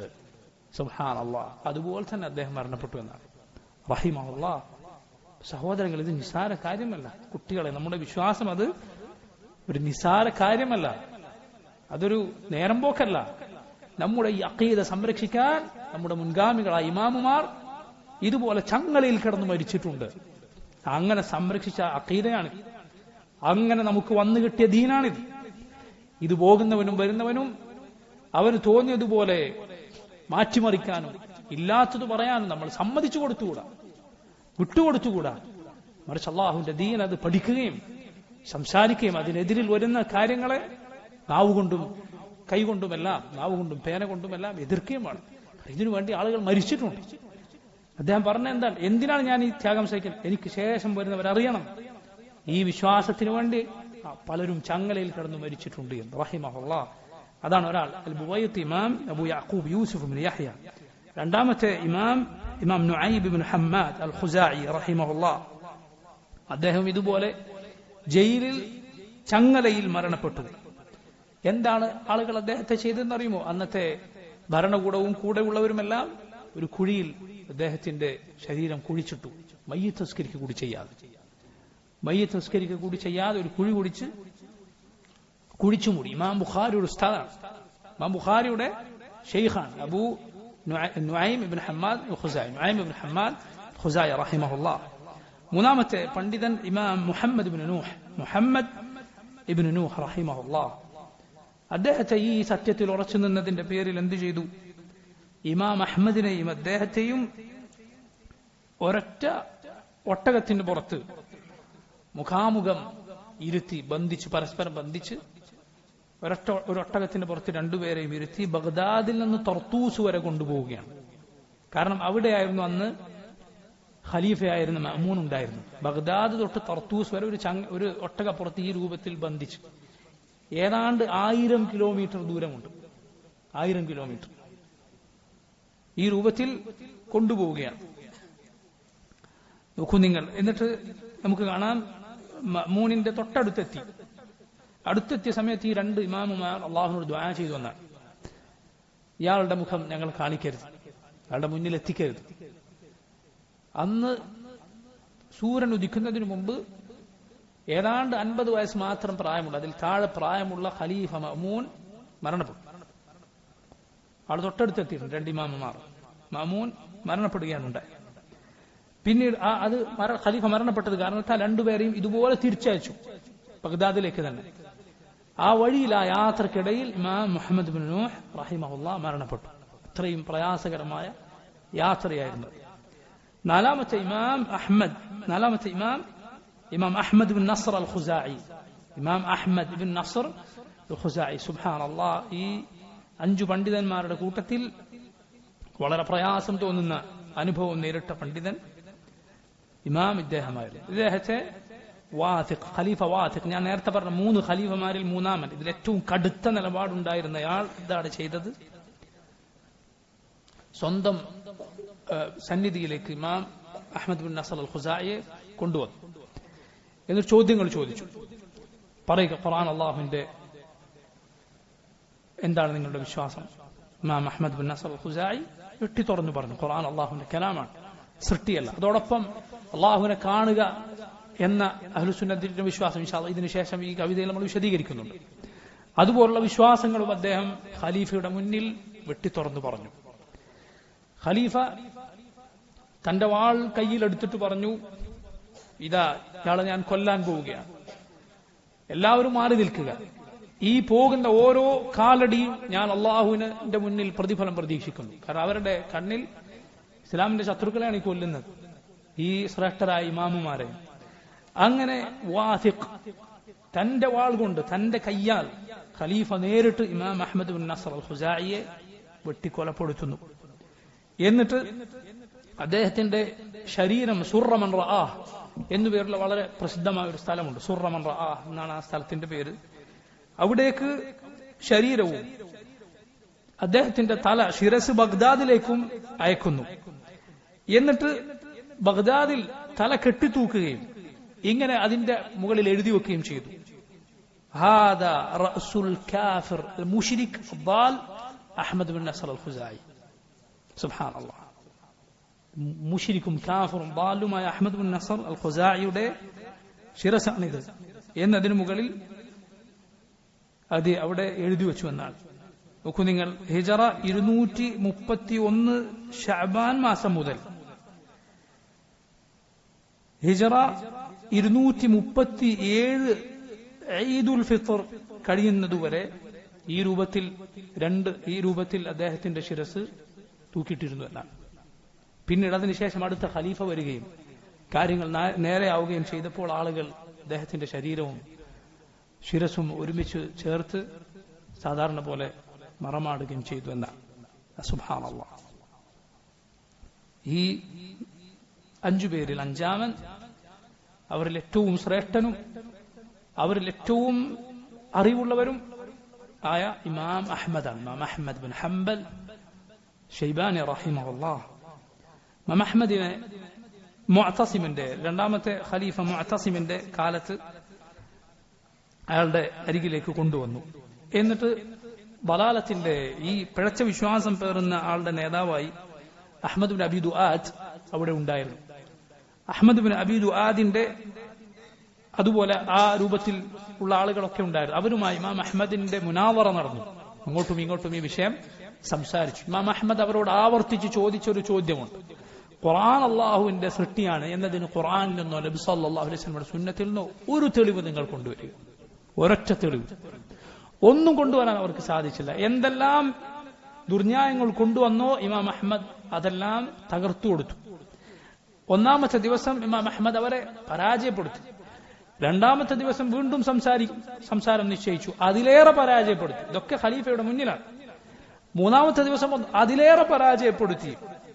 ഒടുവിൽ ഒരു രക്ഷയുമില്ല എന്ന് കണ്ടപ്പോൾ ഇത് മാറ്റി പറയാൻ വേണ്ടി ഇമാം അഹ്മദിനെ മർദ്ദിക്കാൻ, ക്രൂരമായി മർദ്ദിക്കാൻ ഉത്തരവിട്ടു. അങ്ങനെ ചാട്ടവാറുകൾ കൊണ്ട് ആ മഹാനായ ഇമാമിനെ അടിക്കുകയാണ്. അടിച്ചടിച്ചടിച്ച് ഇമാം അഹ്മദിന്റെ കൈകളിലെ, ഇരു കൈകളിലെയും മാംസങ്ങൾ അത് ജീവനില്ലാത്ത രൂപത്തിലായി പോകുന്ന, അതിന്റെ ശേഷി നഷ്ടപ്പെടുന്ന രൂപത്തിൽ അടിച്ചു. പിന്നീട് വൈദ്യൻ അദ്ദേഹത്തിന്റെ കയ്യിൽ നിന്ന് മാംസങ്ങൾ ഇങ്ങനെ മുറിച്ച് ജീവനില്ലാത്ത മാംസങ്ങൾ ഇങ്ങനെ മുറിച്ച് എടുക്കാറുണ്ടായിരുന്നു എന്നാണ്. ഇങ്ങനെ ക്രൂരമായ മർദ്ദനത്തിനു ശേഷം പിന്നീട് മുഅ്തസിം എന്ന ഖലീഫ എന്തോ ഒരു പേടി പിടികൂടി എന്നാണ്. അതിനുശേഷം ഇമാം അഹ്മദിനെ വിട്ടയച്ചു. അതിനുശേഷം ഇമാം അഹ്മദിനോട് പറഞ്ഞു, താങ്കൾ എന്തു ചെയ്യരുത്, ഇനി നിങ്ങൾ ഈ ജനങ്ങൾക്ക് ദീൻ പഠിപ്പിച്ചു കൊടുക്കാനോ ഹദീസുകൾ ജനങ്ങൾക്ക് പറഞ്ഞു കൊടുക്കാനോ പാടില്ല, മിണ്ടരുത്, വീട്ടിൽ കഴിഞ്ഞുകൊള്ളുക. അങ്ങനെ ഇമാം അഹ്മദ് റഹിമഹുള്ള അടുത്ത ഖലീഫ, അവസാനം പറഞ്ഞ ഖലീഫ വരുന്നത് വരെ, അദ്ദേഹത്തിന്റെ മരണത്തിന് ഏതാണ്ട് 4 വർഷം മുമ്പ് വരെ, ഇമാം അഹ്മദിന്റെ മരണത്തിന് 4 വർഷം മുമ്പ് വരെ ഈ രൂപത്തിലായിരുന്നു, മിണ്ടരുത്, ആളുകളോട് ദീൻ പഠിപ്പിച്ചു കൊടുക്കാനും പാടില്ല, ഈ രൂപത്തിൽ വിലക്കപ്പെട്ടായിരുന്നു ഇമാം അഹ്മദ് ബിൻ ഹംബൽ കഴിഞ്ഞുകൂടിയത്. സുബ്ഹാനല്ലാഹ്, ആരാണ് നിങ്ങൾ ചിന്തിച്ചു നോക്കണം. ഏതെങ്കിലും ഒരു സാധാരണ ഒരു മതവിദ്യാർത്ഥിയോ ഒന്നുമല്ല, ഇമാമാണ്, ഇമാം അഹ്മദാണ്. സുബ്ഹാനല്ലാഹ്, അഹ്ലുസുന്നത്തിന്റെ 4 മദ്ഹബുകളുടെ ഇമാമുമാരിൽ ഒരാൾ, ഇമാമുസുന്ന ഇമാം അഹ്മദ് ബിൻ ഹംബൽ റഹിമഹുല്ലാഹ്, അദ്ദേഹം നേരിട്ട പരീക്ഷണമായിരുന്നു ഇത്. സുബ്ഹാനല്ലാഹ്. എന്നാൽ അതിനുശേഷം അല്ലാഹു റബ്ബുൽ ആലമീൻ ഈ ഫിത്ന മുസ്ലിം ഉമ്മത്തിൽ നിന്ന് നീക്കം ചെയ്യുകയും ഈ കുഴപ്പത്തിൽ നിന്ന് മുസ്ലിം ഉമ്മത്ത് രക്ഷപ്പെടുകയും ചെയ്തു. ഇതാണ് ജഹ്മികളുടെ വിശ്വാസം. അവർ ഈ രൂപത്തിൽ വലിയ ഫിത്ന മുസ്ലിം ഉമ്മത്തിൽ ഉണ്ടാക്കിയിരുന്നു. നോക്കൂ നിങ്ങൾ, അതാണ് ഈ വിഷയത്തിൽ പിഴച്ച ഏറ്റവും പ്രധാനപ്പെട്ട കക്ഷി. ഇതിൽ മറ്റൊരു കക്ഷിയുണ്ട്, അതേക്കുറിച്ചാണ് തൊട്ടടുത്ത വരിയിൽ ഇമാം ഇബ്നു അബീ ദാവൂദ് പറഞ്ഞിട്ടുള്ളത്. വലാ തകു ഫിൽ ഖുർആനി ബിൽ വഖ്ഫി ഖായിലൻ കമാ ഖാല അത്ബാഉ ലിജഹ്മ വഅസ്ജഹു. വലാ തകു, നീ ആയിത്തീരരുത്, ഫിൽ ഖുർആനി ബിൽ വഖ്ഫി ഖായിലൻ, അതിൽ വഖ്ഫിന്റെ ഖൗൽ നീ പറയരുത്. ആരാണ് ഈ വഖ്ഫിന്റെ ഖൗൽ പറഞ്ഞവർ? അഹ്ലുസുന്നത്തും അതുപോലെ ജഹ്മികളും. ഈ 2 വിരുദ്ധമായ വിശ്വാസത്തിന്റെ പേരിൽ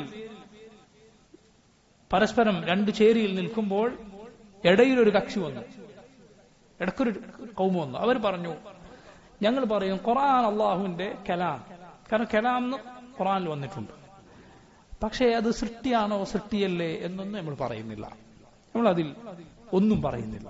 ഇതാണ് വാഖിഫ എന്നറിയപ്പെട്ട ഒരു കക്ഷി. സുബ്ഹാനല്ലാഹ്, യഥാർത്ഥത്തിൽ അവരെ ഇമാം അഹ്മദിനെ പോലെയുള്ളവർ വിളിച്ചത് അൽ വാഖിഫ ജഹ്മിയ എന്നാണ്, ഒരു ജഹ്മികൾ തന്നെയാണ്. വേറെ ചില പണ്ഡിതന്മാർ പറഞ്ഞു, അല്ല, അവരെക്കാളും പഴച്ചവരാണ്, അവരെക്കാളും ഉപദ്രവകാരികളാണ്. നോക്കൂ, ഇമാം ഇബ്നു അബീ ദാവൂദും അവരെ ജഹ്മികൾ എന്നാണ് വിളിക്കുന്നത്. ഈ വരിയിൽ എന്താണുള്ളത്? കമാ ഖാല അത്ബഉ ലിജഹ്മിൻ വഅസ്ജഹു, ജഹ്മിന്റെ അനുയായികൾ പറഞ്ഞതുപോലെ വഅസ്ജഹു. അസ്ജഹു എന്നാൽ അതിനോട് അവരുടെ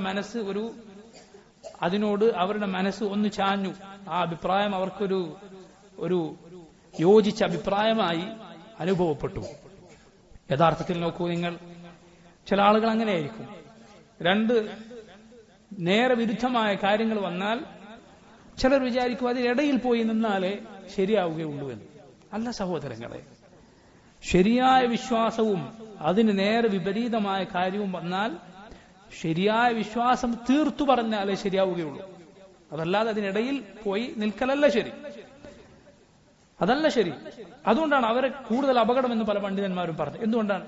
കാരണം സാധാരണക്കാരായ ചില ആളുകൾ വിചാരിച്ചേക്കും, നോക്കൂ, അള്ളാഹുവിന്റെ കലാം മഖ്ലൂഖ് അല്ല ഖുർആൻ എന്ന് പറയുന്ന ഒരു കൂട്ടർ, അല്ലാതെ മഖ്ലൂഖാണെന്ന് പറയുന്ന ഒരു കൂട്ടർ. ഇടയിൽ ഒരു ടീം വന്നിട്ട് പറയുകയാണ്, എന്ത്, അത് മഖ്ലൂഖാണോ അല്ലേ സൃഷ്ടിയാണോ അല്ലേ എന്നൊന്നും നമ്മൾ പറയാനില്ല. അപ്പൊ ചില ആളുകൾക്ക് തോന്നും, ഇതല്ലേ ഒരു മധ്യമ നിലപാട്, ഒരു സൂക്ഷ്മതയുള്ള നിലപാട് എന്ന് ചിലപ്പോ ചില ആളുകൾക്ക് തോന്നിയേക്കും. അതുകൊണ്ടാണ് അവർ കൂടുതൽ അപകടകാരികളാണ് എന്ന് പണ്ഡിതന്മാർ പറഞ്ഞത്. ഇവിടെ സഹോദരങ്ങൾ നമ്മൾ മനസ്സിലാക്കേണ്ട പ്രധാനപ്പെട്ട ഒരു കാര്യമുണ്ട്. വസതിയ്യ, മധ്യത്തിൽ നിൽക്കുക, മധ്യമ നിലപാട് സ്വീകരിക്കുക, മിതത്വം പാലിക്കുക എന്നൊക്കെ പറഞ്ഞാൽ ശരിക്കും മനസ്സിലാക്കുക സഹോദരങ്ങൾ. ഈ പാഠം നമുക്ക് വലിയ ഉപകാരം ചെയ്യും. എന്താണ് മിതത്വം പാലിക്കുക, നടുവിൽ നിൽക്കുക എന്നത് അല്ല നമ്മുടെ ലക്ഷ്യം, മറിച്ച് അത് നമ്മൾ എത്തിച്ചേരുന്ന ഫലമാണ്, വിഗായത്തല്ല, അത് നതീജത്താണ്. നിങ്ങൾ ഖുർആനിന്റെയും സുന്നത്തിന്റെയും പക്ഷത്താണ് നിൽക്കേണ്ടത്. ആ ഖുർആനിന്റെയും സുന്നത്തിന്റെയും പക്ഷം നിങ്ങൾ സ്വീകരിച്ചാൽ പൊതുവെ നിങ്ങൾ മിതത്വമുള്ളവരായിരിക്കും, നിങ്ങൾ മധ്യമ നിലപാടിൽ എത്തിച്ചേരും. അല്ലാതെ ഏത് കാര്യത്തിൽ അതിന്റെ നടുവിലെവിടെയാണ് എന്ന് നോക്കി അന്വേഷിച്ച് അതിലെത്താനല്ല നമ്മൾ ശ്രമിക്കുക. നമ്മൾ ശ്രമിക്കേണ്ടത് എന്താണ്? ഏത് വിഷയത്തിലും ഖുർആനും സുന്നത്തും എന്തു പറയും, നമ്മുടെ മുൻഗാമികൾ അത് എങ്ങനെ മനസ്സിലാക്കി, അവിടെ നിൽക്കാനാണ് ശ്രമിക്കേണ്ടത്. അവിടെ നിന്നോ അത് മധ്യമ നിലപാടായിരിക്കും, അത് ഫലമാണ്. മധ്യമ നിലപാടിലായിത്തീരുക എന്നത് ഫലമാണ്. അതല്ലാതെ മധ്യമ നിലപാട് ഏതാണെന്ന് നോക്കി നടക്കലല്ല നമ്മുടെ ലക്ഷ്യം. അത് നമ്മുടെ ലക്ഷ്യം ഖുർആനും സുന്നത്തും നോക്കണം. മുൻഗാമികളുടെ സലഫുകളുടെ മൻഹജ് എന്താണ് അത് നോക്കി അവിടെ നിൽക്കലാണ്. എങ്കിൽ ഉറപ്പാണ് നമ്മൾ എവിടെയായിരിക്കും? വസത്തിയ്യത്തിലായിരിക്കും, അച്ഛിതാലിലായിരിക്കും. അല്ല, അതാണ് വസത്തിയ്യ, അതാണ് മധ്യമ നിലപാട്, അതാണ് ശരിയായ മിതത്വം എന്ന് പറയുന്നത്. അപ്പൊ നോക്കൂ, ഇങ്ങനെ വാഖിഫ എന്ന ഒരു വിഭാഗം ഉണ്ടായിരുന്നു. അത് ജഹ്മികളുടെ വാദം തന്നെയാണ് യഥാർത്ഥത്തിൽ. കാരണം ഖുർആൻ അള്ളാഹുവിന്റെ സൃഷ്ടിയാണോ സൃഷ്ടിയല്ലേ എന്ന് നമുക്കറിയില്ല എന്ന് പറയൽ തീർത്തും പിഴച്ച ജഹ്മികളുടെ വാദം തന്നെയാണ്. ഇനി നോക്കൂ, അടുത്തത് എന്താണ് പറഞ്ഞത്? ولا تقل القرآن خلق قرأته فإن كلام الله باللفظ يوضح ولا تكن في القرآن ولا تقل القرآن خلق قرأته. നീ എന്തു പറയരുത്? ശ്രദ്ധിക്കുക, ഈ ഭാഗം കുട്ടികളെ നിങ്ങൾ ശരിക്കും ശ്രദ്ധിക്കുക, നന്നായി ശ്രദ്ധിക്കുക, വിട്ടുപോകരുത്, മാറിപ്പോകരുത്. നീ എന്തു പറയരുത്? ഖുർആൻ ഞാൻ ഓതിയാൽ അത് സൃഷ്ടിയാണ് എന്ന് നീ പറയരുത്. فإن كلام الله باللفظ يوضح. കാരണം അള്ളാഹുവിന്റെ കലാം അത് പാരായണം ചെയ്ത് തന്നെയാണ് ആളുകൾക്ക് കേൾക്കാനും ആളുകൾക്ക് വ്യക്തമാകാനും അതുകൊണ്ടാണ് സാധിക്കുക. എന്താണ് ഈ പറഞ്ഞത്? എന്താണ് പറഞ്ഞത്?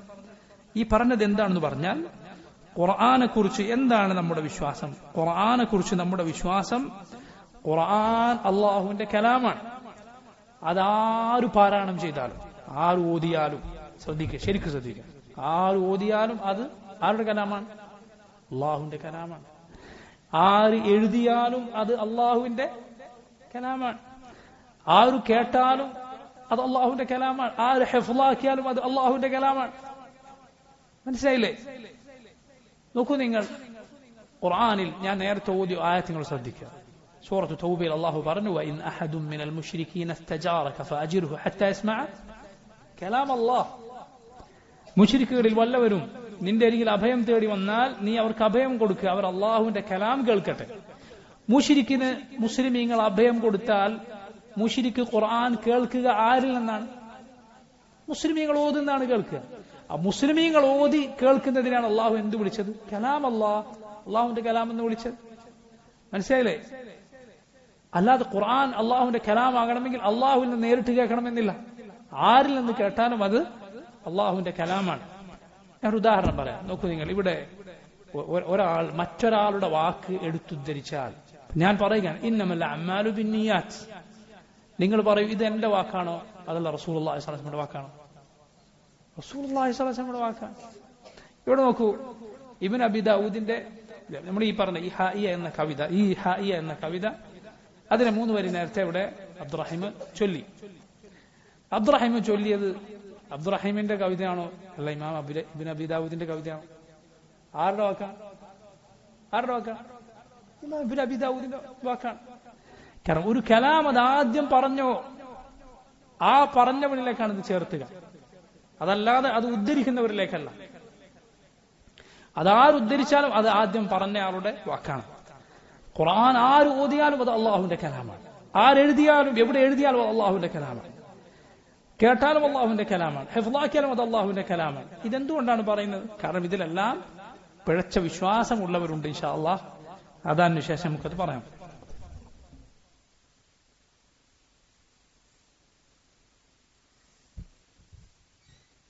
ഈ ഭാഗം പ്രത്യേകം ഇമാമുമാർ ഉണർത്തിയതിന് കാരണം മറ്റൊരു പിഴച്ച കക്ഷി മറ്റൊരു വാദവുമായി വന്നു. അവർ പറഞ്ഞു, ലഫ്ളീ ബിൽ ഖുർആനി മഖ്ലൂഖ്. എന്താണ് അവരുടെ വാദം? ലഫ്ദി ബിൽ ഖുർആനി മഖ്ലൂഖ്, ഖുർആൻ ഞാൻ ഓതിയാൽ അത് മഖ്ലൂഖാണ് എന്നൊരു വാദവുമായി വന്നു. അവരുടെ ആ വാദകാരണത്തെ ലഫ്ലിയ എന്നാണ് അവർ അറിയപ്പെടുന്നത്. ലഫ്ലിയ യഥാർത്ഥത്തിൽ ഇങ്ങനെ ഒരു വാക്ക് പറയാൻ പാടുണ്ടോ? ലഫ്ലി ബിൽ ഖുർആനി മഖ്ലൂഖ്, ഖുർആൻ ഓതുമ്പോൾ ഉള്ള എന്റെ ലഫ്ൽ അത് മഖ്ലൂഖാണ് എന്ന് പറയാൻ പാടുണ്ടോ? പാടില്ല. പോട്ടെ, ഖുർആൻ ഓതുമ്പോൾ എന്റെ ലഫ്ൽ അത് മഖ്ലൂഖ് അല്ല എന്ന് പറയാൻ പാടുണ്ടോ? അതും പറയാൻ പാടില്ല. വളരെ ശ്രദ്ധിക്കുക നിങ്ങൾ. ഇനി പറയുന്ന കാര്യം വളരെ ശ്രദ്ധിക്കുക. എന്താണ്? കാരണം വിശ്വാസ കാര്യങ്ങളിൽ സഹോദരങ്ങളെ, കുട്ടികളെ, നമ്മുടെ വകയായി മുൻഗാമികൾക്കൊന്നും പരിചയമില്ലാത്ത രണ്ട് അർത്ഥങ്ങൾ വന്നേക്കാവുന്ന തെറ്റും ആകാം ശരിയുമാകാം മുഹ്തമലായ വാചകങ്ങൾ, ഇങ്ങനെയുള്ള വാക്കുകൾ പറയാൻ പാടില്ല. ശരിയായ വ്യക്തമായ വാക്കുകളാണ് പറയേണ്ടത്. വളരെ ശ്രദ്ധിക്കുക. എന്താണ് ഈ പറഞ്ഞതിന്റെ ഉദ്ദേശം? ഈ ഖൗം ഇത് പറഞ്ഞാൽ എന്താണ് സംഭവിക്കുക? ഇമാം അഹ്മദ് റഹിമഹുല്ലാ അദ്ദേഹം പറഞ്ഞു, മൻ ഖാല ലഫ്ദി ബിൽ ഖുർആനി മഖ്ലൂഖ് ഫഹുവ ജഹ്മി വമൻ ഖാല ലഫ്ദി ബിൽ ഖുർആനി ഗൈറു മഖ്ലൂഖ് ഫഹുവ മുബ്തദി. ഖുർആൻ ഞാൻ ഓതുമ്പോൾ എന്റെ ലഫ്ദ് അത് മഖ്ലൂഖാണ്, സൃഷ്ടിയാണെന്ന് പറഞ്ഞാൽ അവൻ ജഹ്മിയാണ്. ജഹ്മികളുടെ വിശ്വാസമാണ് അവനുള്ളത്. ഇത് നേരെ തിരിച്ച് മഖ്ലൂഖ് അല്ല എന്നൊരുവൻ പറഞ്ഞാൽ അവൻ മുബ്തദിയാണ്, ബിദ്അത്തുകാരനാണ്. കാരണം അങ്ങനെ ഒരു വാക്ക് മുൻഗാമികൾ പറഞ്ഞിട്ടില്ല.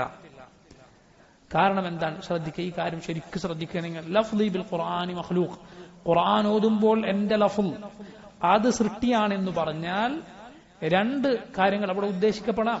കാരണം ലഫ്ൾ എന്ന് പറഞ്ഞാൽ അതുകൊണ്ട് തലഫ്ഫുദും ഉദ്ദേശിക്കാം, മൽഫൂദും ഉദ്ദേശിക്കാം. തലഫ്ഫുദ് എന്നാൽ എന്താണ്? ഖുർആൻ ഓതുമ്പോഴുള്ള എന്റെ ശബ്ദം, എന്റെ നാവിന്റെ ചലനം. നിങ്ങൾ പറയൂ, നമ്മുടെ ശബ്ദവും നമ്മുടെ നാവിന്റെ ചലനവും അള്ളാഹുവിന്റെ സൃഷ്ടികളാണ്. ആർക്കാണ് സംശയമുള്ളത്? നമ്മുടെ ശബ്ദം അള്ളാഹുവിന്റെ സൃഷ്ടിയാണ്. നമ്മുടെ ശബ്ദം, നമ്മുടെ നാവും അതിന്റെ ചലനവും അള്ളാഹുവിന്റെ സൃഷ്ടി. ആർക്കാണ് അതിൽ സംശയമുള്ളത്?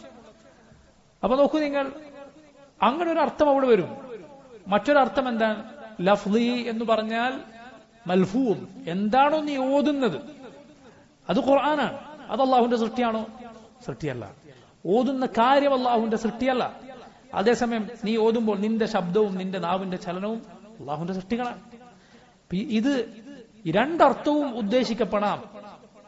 ലഫ്ളി ബിൽ ഖുർആനി മഖ്ലൂഖ് എന്ന് പറഞ്ഞാൽ ഖുർആനാണ് ഉദ്ദേശമെങ്കിൽ അവിടെ മഖ്ലൂഖാണ്, അത് സൃഷ്ടിയാണ് എന്ന് പറഞ്ഞാൽ തെറ്റാകും. ഇനി അതല്ല, നാവിന്റെ ചലനവും ശബ്ദവുമാണ് ഉദ്ദേശമെങ്കിൽ മഖ്ലൂഖ് അല്ല എന്ന് പറഞ്ഞാൽ തെറ്റാകും. മഖ്ലൂഖാണ്, അള്ളാഹുവിന്റെ സൃഷ്ടിയാണ് ഓരോരുത്തരുടെ ശബ്ദവും അവരുടെ നാവിന്റെ ചലനവുമെല്ലാം. അതുകൊണ്ട് ഇങ്ങനെയുള്ള രണ്ടിനും സാധ്യതയുള്ള വാക്ക് പറയാൻ പാടില്ല. മറിച്ച് നോക്കൂ നിങ്ങൾ, നമ്മുടെ മുൻഗാമികൾ നല്ല അവരിൽ നിന്ന് അറിയപ്പെട്ട വളരെ മനോഹരമായ ഒരു വാചകമുണ്ട്. എന്താണത്? ഖുർആൻ ഒരാൾ ഓതുമ്പോൾ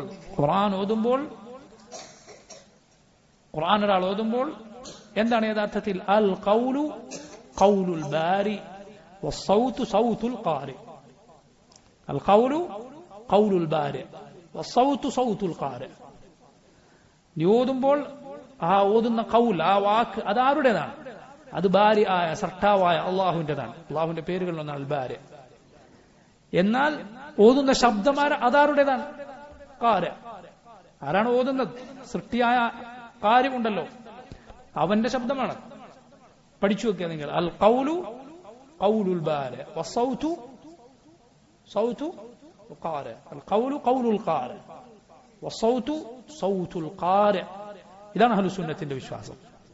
എന്നാൽ നോക്ക്, ഇതിൽ നിന്നെല്ലാം പിഴച്ച വിശ്വാസങ്ങൾ പല കക്ഷികൾക്കുമുണ്ട്. നമ്മുടെ നാട്ടിലെ അശാരികൾ, നാട്ടിലെ സമസ്തക്കാരും മറ്റുമെല്ലാം അശാരികളാണ്. കുല്ലാബികളും അശാരികളുമൊക്കെ ആയ ആളുകൾ, അങ്ങനെ പല വിഭാഗങ്ങളുണ്ട്. ഈ ഖൗമിന്റെ വിശ്വാസം എന്ന് പറഞ്ഞാൽ ഖുർആൻ അല്ലാഹുവിന്റെ കലാമാണെന്ന് പറയും. ഒറ്റ വാക്കിൽ കലാമാണെന്ന് പറയും. അതേസമയം യഥാർത്ഥത്തിൽ അവരുടെ വിശ്വാസം എന്താണ്? യഥാർത്ഥത്തിൽ അവർ ജഹ്മികളുടെ വിശ്വാസം പേറുന്നവരാണ്.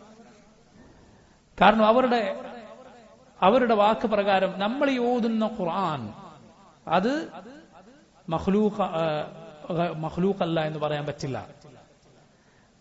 അവർ പറയുന്നത് അള്ളാഹുവിന്റെ കലാം എന്ന് പറഞ്ഞാൽ അവനിലുള്ളതാണ്. അത് മറ്റാരെങ്കിലും ഓതിയാൽ പിന്നെ അത് ഖുർആൻ എന്ന് പറഞ്ഞു, അത് അള്ളാഹുവിന്റെ കലാം എന്ന് പറഞ്ഞുകൂടാ. അത് അള്ളാഹുവിന്റെ കലാമിന്റെ ഒരു ഇബാറത്ത്, അല്ലെങ്കിൽ അതിന്റെ ഒരു ഹിക്കായത്ത്, അതിന്റെ ഒരു പതിപ്പ് എന്നൊക്കെ പറയാവുന്നത് മാത്രമാണ്. അള്ളാഹുവിന്റെ കലാമല്ല. സുബ്ഹാനല്ലാഹ്. ചില പണ്ഡിതന്മാർ പറഞ്ഞത് കാണാം, നസ്രാനികൾ ഈസാ അലൈഹിസ്സലാമിനെ കുറിച്ച് പറയാറുണ്ട്, ഒരർത്ഥത്തിൽ ദൈവവും മറ്റൊരർത്ഥത്തിൽ മനുഷ്യനും, ആളത്വത്തിൽ അങ്ങനെ ഏകത്വത്തിൽ ഇങ്ങനെ എന്നൊക്കെ പറഞ്ഞ് ഒരു വാക്ക് അവർ പറയാറുണ്ട്. ഈ രൂപത്തിലുള്ള വാക്കാണ് ഈ ഖൗമിന്റെ വാക്ക്. നോക്കൂ നിങ്ങൾ, ഈ കാര്യം നമ്മൾ വളരെ ശ്രദ്ധയോടെ മനസ്സിലാക്കണം. നമ്മൾ വിശ്വസിക്കുന്നു ഖുർആൻ അള്ളാഹുവിന്റെ കലാമാണ്. ആര് ഓതിയാലും എഴുതിയാലും പഠിച്ചാലും എല്ലാം. അതേസമയം ഓതുന്നവന്റെ ശബ്ദവും അവന്റെ നാവിന്റെ ചലനവുമെല്ലാം സൃഷ്ടിയാണ്, ഒരു സംശയവുമില്ല. ഈ വിശ്വാസം നമ്മൾ ശരിക്കും പഠിക്കുക. ഇതിനെതിരായ തെറ്റായ വിശ്വാസത്തിന്റെ അപകടം എന്താണ്? എന്തിനാണ് പണ്ഡിതന്മാർ ഇതിനെതിരിൽ ഇത്ര കഷ്ടപ്പെട്ടത്, ബുദ്ധിമുട്ടിയത്? അവരിതിനെതിരിൽ ഇത്രമാത്രം ത്യാഗങ്ങൾ സഹിച്ചത് കാരണം അത് അത്രയും അപകടം പിടിച്ച വാദമാണ്. ഖുർആൻ അള്ളാഹുവിന്റെ സൃഷ്ടിയാണ്, അല്ലെങ്കിൽ അള്ളാഹുവിന്റെ സംസാരം എന്ന സിഫത്തിനെ നിഷേധിക്കുക, ഈ വാദത്തിന്റെ 10 അപകടങ്ങൾ സഹോദരങ്ങളെ, കുട്ടികളെ, ഞാൻ നിങ്ങൾക്ക് കേൾപ്പിച്ചു തരാം. 10 അപകടങ്ങൾ. എന്തുകൊണ്ടാണ് ഇത്രയും പ്രാധാന്യത്തോടെ നമ്മുടെ മുൻഗാമികൾ ഇത് പഠിപ്പിച്ചതെന്ന് നിങ്ങൾക്ക് അതിലൂടെ മനസ്സിലാവും. ഒന്ന്, ഇത് നിഷേധിച്ചാൽ അള്ളാഹുവിന് സ്ഥിരപ്പെട്ട ഒരു സിഫത്താണ് നിഷേധിക്കുന്നത്. അള്ളാഹുവിന്റെ ഒരു സിഫത്ത്, അവന്റെ വിശേഷണമാണ് നിഷേധിക്കുന്നത്. അള്ളാഹുവിന് സ്ഥിരപ്പെട്ട ഒരു സിഫത്ത് ആരെങ്കിലും നിഷേധിച്ചാൽ എന്താണ് അവന്റെ സ്ഥിതി? ഇമാം നുഐം ഇബ്നു ഹമ്മാദ് അൽ-ഖുസാഇ, നേരത്തെ പറഞ്ഞ ഇമാമുമാരിൽ ഒരാൾ, അദ്ദേഹം പറഞ്ഞത് കാണാം, മൻ ജഹദ മാ വസഫ അല്ലാഹു ബിഹി നഫ്സഹു ഫഖദ് കഫർ. അള്ളാഹു അവനുണ്ടെന്ന് പറഞ്ഞ വല്ല വിശേഷണത്തെയും ആരെങ്കിലും നിഷേധിച്ചാൽ അവൻ ഇസ്ലാമിൽ നിന്ന് പുറത്തു പോകും. അപ്പൊ നോക്കൂ, അള്ളാഹുവിന്റെ വിശേഷണത്തെ നിഷേധിക്കാനാണ്. രണ്ടാമത്തെ അപകടം ഞാൻ നേരത്തെ സൂചിപ്പിച്ചിട്ടുണ്ട്. അള്ളാഹു സംസാരിക്കുകയില്ല എന്ന് പറഞ്ഞാൽ അള്ളാഹുവിന്റെ പേര് ന്യൂനത ആരോപിക്കലാണ്. അള്ളാഹു സംസാരിക്കാത്തവനാണ് എന്ന് പറഞ്ഞാൽ അള്ളാഹുവിനെ മിണ്ടാത്ത മൂകരോടും അതുപോലെ ജീവനില്ലാത്ത വസ്തുക്കളോടുമൊക്കെയാണ് അവൻ ഉപമിച്ചത്. നഊദു ബില്ലാഹ്. മൂന്നാമത്തെ കാര്യം, അള്ളാഹുവിന്റെ കലാമിനെ നിഷേധിച്ചാൽ യഥാർത്ഥത്തിൽ അള്ളാഹു ഇലാഹാണ് എന്നതിനാണ് അവൻ നിഷേധിക്കുന്നത്. കാരണം ഇലാഹിന്റെ സവിശേഷതയാണ് അവൻ സംസാരിക്കുന്നത്. സംസാരിക്കാത്തവൻ ആരാവുകയില്ല? ഇലാഹാവുകയില്ല. സംസാരിക്കാത്തവൻ ഇലാഹാവുകയില്ല. അതുകൊണ്ടാണ് കാളക്കുട്ടിയെ അത് സംസാരിക്കുകയില്ല എന്ന് പറയും. ഇബ്രാഹിം അലൈഹിസ്സലാം ബിംബങ്ങളുടെ മുന്നിൽ നിന്ന് പറഞ്ഞില്ലേ, മാലക്കും ലാ തൻതിഖൂൻ, എന്തെങ്കിലും ഉണ്ടാത്തത്, മാലക്കും ലാ തൻതിഖൂൻ, എന്താണ് നിങ്ങൾ സംസാരിക്കാത്തത്? അത് ന്യൂനതയാണ്. ആ ന്യൂനത ഉള്ളവന് ഇലാഹായിക്കൂടാ. അപ്പൊ അള്ളാഹുവിന്റെ ഇലാഹിയത്തിനെ നിഷേധിക്കലാണത്. 4, അള്ളാഹുവിന്റെ സംസാരത്തെ ഒരുവൻ നിഷേധിച്ചാൽ അള്ളാഹു റബ്ബാണ് എന്നതിനെയാണ് അവൻ നിഷേധിക്കുന്നത് ഫലത്തിൽ. എന്തുകൊണ്ടാണ്? കാരണം അള്ളാഹു അവന്റെ പടപ്പുകളെ പടക്കുന്നത് എങ്ങനെയാണ്? അവന്റെ സംസാരത്തിലൂടെയാണ്. ഇന്നമ അംറുഹു ഇദാ അറാദ ശൈഅൻ യഖൂല ലഹു കുൻ ഫയകൂൻ. അള്ളാഹു കുൻ എന്ന അവന്റെ സംസാരത്തിലൂടെയാണ് അവന്റെ പടപ്പുകളെ പടക്കുന്നത്. അപ്പോൾ അവന്റെ റുബൂബിയത്തിനെ, അവൻ ഖാലിഖാണ് എന്നതിനെ നിഷേധിക്കുക ഇതിലൂടെ വന്നു ചേരും. അതുകൊണ്ടാണ് യഥാർത്ഥത്തിൽ ഇമാം അഹ്മദിന് മുൻഗാമികൾ പലരും പറഞ്ഞത്, ഈ ജഹ്മികളുടെ വാദത്തിൽ ഫലത്തിൽ ആകാശങ്ങൾക്ക് മുകളിൽ അർശിന് മുകളിൽ അങ്ങനെ ഒരു റബ്ബില്ല എന്നാണ് അവർ പറഞ്ഞു വെക്കുന്നത്. കാരണം ഒരു വിശേഷണവുമില്ല, ഒന്നുമില്ല എന്ന് പറഞ്ഞ അവസാനം റബ്ബുമില്ല എന്നാണ് അവർ പറഞ്ഞു വെക്കുക. അതുപോലെ 5ാമത്തെ കാര്യം, അള്ളാഹുവിന്റെ സന്ദേശം, അവന്റെ റിസാലത്ത് മുഴുവൻ നിഷേധിക്കേണ്ടി വരും. കാരണം അള്ളാഹുവിന്റെ കലാം മുഴുവൻ എന്താണ്? അള്ളാഹുവിന്റെ റിസാലത്തുകൾ, നബിമാർക്ക് അവൻ നൽകിയ സന്ദേശം മുഴുവൻ യഥാർത്ഥത്തിൽ അള്ളാഹുവിന്റെ സംസാരമാണ്. പിന്നെ എന്താണ് നബിമാർക്ക് അള്ളാഹു വഹിയായി നൽകിയത്? അതുകൊണ്ടാണ് മുഹമ്മദ് നബി സല്ലല്ലാഹു അലൈഹി വസല്ലം, ഇമാം അബൂദാവൂദിന്റെ സുനനിൽ നമുക്ക് കാണാം, ജാബിർ ബിൻ അബ്ദുല്ലാഹ് റളിയല്ലാഹു അൻഹു പറയുന്നത്, റസൂലുള്ളാഹി സ്വല്ലല്ലാഹു അലൈഹി വസല്ലം ഹജ്ജിന്റെ വേളകളിൽ ആളുകളൊക്കെ വരുന്ന സമയത്ത് മക്കയിൽ പലയിടങ്ങളിൽ പോയി നിന്ന് പറയും, അലാ റജുലുൻ യഹ്മിലുനി ഇലാ ഖൗമിഹി, ആരെങ്കിലും ഉണ്ടോ എനിക്കൊന്നൊരു സംരക്ഷണം നൽകാൻ? ഫഇന്ന ഖുറൈശൻ ഖദ് മനഊനി അൻ ഉബല്ലിഗ കലാമ റബ്ബി, എന്റെ റബ്ബിന്റെ കലാം എത്തിച്ചു കൊടുക്കാൻ ഖുറൈശികൾ എന്നെ സമ്മതിക്കുന്നില്ല. നോക്കൂ നിങ്ങൾ, റസൂലുള്ളാഹി സ്വല്ലല്ലാഹു അലൈഹി വസല്ലം നമുക്ക് എത്തിച്ചു തന്നത് എന്താണ്? ഈ ദീൻ യഥാർത്ഥത്തിൽ അള്ളാഹുവിന്റെ കലാമല്ലേ? അള്ളാഹുവിന്റെ സന്ദേശം നബിമാർ ജനങ്ങൾക്ക് എത്തിച്ചു കൊടുത്ത അള്ളാഹുവിന്റെ സന്ദേശം എന്നാൽ അള്ളാഹുവിന്റെ കലാമാണ്. അതില്ല എന്ന് പറയേണ്ടി വരും. ആറാമത്തെ കാര്യം, ഇത് ഏറ്റവും അപകടം പിടിച്ച കാര്യമാണ്. ഈ കൂട്ടത്തിൽ ഈ അപകടങ്ങളിൽ ഏറ്റവും അപകടമാണ്. എന്താണ്? അള്ളാഹുവിന്റെ സംസാരം മഖ്ലൂഖാണ് എന്ന് വന്നാൽ ആ സംസാരിച്ച റബ്ബ് മഖ്ലൂഖാണ് എന്ന് വരും. ആ റബ്ബ് സൃഷ്ടിയാണ് എന്ന് വരും. അതുകൊണ്ടാണ് ഇമാം വഖീഅ ഇബ്നുൽ ജറാഹ്, മഹാനായ മുൻഗാമിയായ ഇമാം, അദ്ദേഹം പറഞ്ഞു, മൻ സഅമ അന്നൽ ഖുർആന മഖ്ലൂഖുൻ ഫഖദ് സഅമ അന്ന ശൈഅൻ മിൻ അല്ലാഹി മഖ്ലൂഖ്. ഖുർആൻ ഖുർആൻ മഖ്ലൂഖാണെന്ന് പറഞ്ഞാൽ അല്ലാഹു മഖ്ലൂഖാണ്, അല്ലെങ്കിൽ അല്ലാഹുവിൽ നിന്ന് ഒരു കാര്യം മഖ്ലൂഖാണ് എന്നാണ് അവൻ പറയുന്നത്. ഇമാം മാലിക് പറഞ്ഞു, കലാമുല്ലാഹി വഹുവ മിൻഹു വലൈസ മിനല്ലാഹി ശൈഉൻ മഖ്ലൂഖ്. കലാമുല്ലാഹ് അല്ലാഹുവിൽ നിന്നുള്ളതാണ്, അല്ലാഹുവിൽ നിന്നുള്ള അവന്റേതായ ഒന്നും എന്തല്ല, അഥവാ അവന്റെ സിഫത്തുകൾ ഒന്നും തന്നെ സൃഷ്ടിയല്ല, അവന്റെ സിഫത്തുകൾ ഒന്നും തന്നെ സൃഷ്ടിയല്ല. ഇത് നോക്കൂ നിങ്ങൾ, ഇവിടെ നമ്മൾ മനസ്സിലാക്കേണ്ട ഒരു പ്രധാനപ്പെട്ട കാര്യം ചിന്തിക്കുക. അതായത് ഇത് പറഞ്ഞ ഖൗമുണ്ടല്ലോ, മുഅ്തസിലത്ത്, ശ്രദ്ധിക്കുക, മുഅ്തസിലത്ത് അവരുടെ വാദം എന്താണ്? അവരുടെ വാദം യഥാർത്ഥത്തിൽ മനുഷ്യരുടെ പടപ്പുകളുടെ പ്രവർത്തനങ്ങളൊന്നും അള്ളാഹുവിന്റെ സൃഷ്ടിയല്ല എന്നാണ്. കാരണം ഖദർ നിഷേധിക്കുന്നവരാണ് അവർ. മുഅ്തസില ഖദർ നിഷേധിക്കുമ്പോൾ നമ്മുടെ പ്രവർത്തികൾ എന്തല്ല, അള്ളാഹുവിന്റെ സൃഷ്ടിയല്ല എന്നാണ് അവർ വാദം. മറിച്ച് ഓരോരുത്തരുമാണ് അവരുടെ പടപ്പുകളെ സൃഷ്ടിക്കുന്നത്. ആ വാദപ്രകാരം അവന്റെ വാക്ക് സൃഷ്ടിയല്ല, പക്ഷെ അള്ളാഹുവിന്റെ വാക്ക് സൃഷ്ടിയാണ്. നോക്കൂ നിങ്ങൾ, ഇത്ര വലിയ വൈരുദ്ധ്യമാണ്. ആ വാദപ്രകാരം അവന്റെ വാക്ക് അവന്റെ പ്രവൃത്തിയാണ്, അത് സൃഷ്ടിയല്ല. പക്ഷേ അള്ളാഹുവിന്റെ വാക്ക് അത് സൃഷ്ടിയാണ്. ഇത്ര അപകടം പിടിച്ച വാദമാണ്. അതുപോലെ നോക്കൂ, ഏഴാമത്തെ കാര്യം, ഖുർആൻ അള്ളാഹുവിന്റെ സംസാരമല്ല എന്ന് വന്നാൽ അത് ഖുർആനിനെ ബഹുമാനിക്കാത്ത സ്ഥിതിയിലേക്ക് കൊണ്ടുപോകും. കാരണം ഇതാ ഈ മേശയും ഈ മൊബൈലും ഒക്കെ പോലെ മാത്രമാണ്, ഈ വസ്തുക്കളൊക്കെ പോലെയാണ് അള്ളാഹുവിന്റെ ഖുർആൻ കലാം എന്ന് പറഞ്ഞാൽ. ഒരു മരം പോലെ, അല്ലെങ്കിൽ ചവിട്ടി നടക്കുന്ന മണ്ണ് പോലെ, അതൊക്കെ സൃഷ്ടി. അതുപോലെയാണ് അള്ളാഹുവിന്റെ കലാം എന്ന് പറഞ്ഞാൽ. ഖുർആനിനെ ബഹുമാനിക്കാത്ത സ്ഥിതിയിലേക്ക് അത് കൊണ്ടുപോകും. അവരെ കൊണ്ടുപോയിട്ടുണ്ട്. അവർക്കൊരു വാദമുണ്ട്.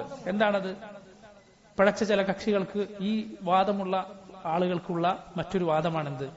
ഖുർആൻ പോലൊന്ന് കൊണ്ടുവരാൻ പടപ്പുകൾക്ക് കഴിയില്ല. എന്തുകൊണ്ടാണ്? യഥാർത്ഥത്തിൽ അത് അള്ളാന്റെ കലാമാണ്, അതുകൊണ്ടാണ് സാധിക്കാത്തത്. പക്ഷെ ഇവരുടെ വാദം എന്താണ്? ഇവരുടെ വാദം അതല്ല, വേണമെങ്കിൽ കൊണ്ടുവരാനൊക്കെ സാധിക്കും, പക്ഷേ അള്ളാഹു അവരുടെ ചിന്ത അതിൽ നിന്ന് തിരിച്ചുവിട്ടതാണ് എന്നാണ് ഖൗമ് വാദിക്കുന്നത്. സുബ്ഹാനല്ലാഹ്. ആൾക്ക് വേണമെങ്കിൽ കൊണ്ടുവരാനൊക്കെ സാധിക്കും, പക്ഷെ അള്ളാഹു അതിൽ നിന്ന് അവരെ തിരിച്ചുവിട്ടു, സറഫഹും. അതുകൊണ്ട് ഖൗൽ ബിസ്സർഫ് എന്നാണ് ആ വാദത്തിന് പറയുക. ഈ രൂപത്തിൽ ആളുകൾ അതിലേക്ക് നയിക്കും. എട്ടാമത്തെ കാര്യം, ഖുർആൻ അള്ളാഹുവിന്റെ കലാമല്ലെങ്കിൽ പിന്നെ ഖുർആനിലെ വിധിവിലക്കുകൾക്ക് എന്ത് സ്ഥാനമുണ്ട്? നമുക്കിടയിൽ ഉണ്ടാകുന്ന പ്രശ്നങ്ങളിൽ ഖുർആനിന്റെ തീർപ്പ്, തഹ്കീമുൽ ഖുർആൻ, ഖുർആന്റെ വിധി നമുക്ക് സ്വീകരിക്കാം എന്ന് പറയുന്നത് പിന്നെ അർത്ഥമാണുള്ളത്. ഖുർആനിന്റെ വിധി സ്വീകരിക്കാതിരിക്കുക, ഖുർആനിലെ വിധിവിലക്കുകൾ തള്ളിക്കളയുക എന്നതിലേക്ക് അത് കൊണ്ടുപോകും. 9, ഖുർആനിന്റെ സുന്നത്തിനെ വ്യക്തമായി നിഷേധിക്കലാണിത്. കാരണം ഖുർആനും സുന്നത്തിനും വന്നതാണ്, ഖുർആൻ അള്ളാന്റെ കലാമാണ്. 10ാമത്തേത്,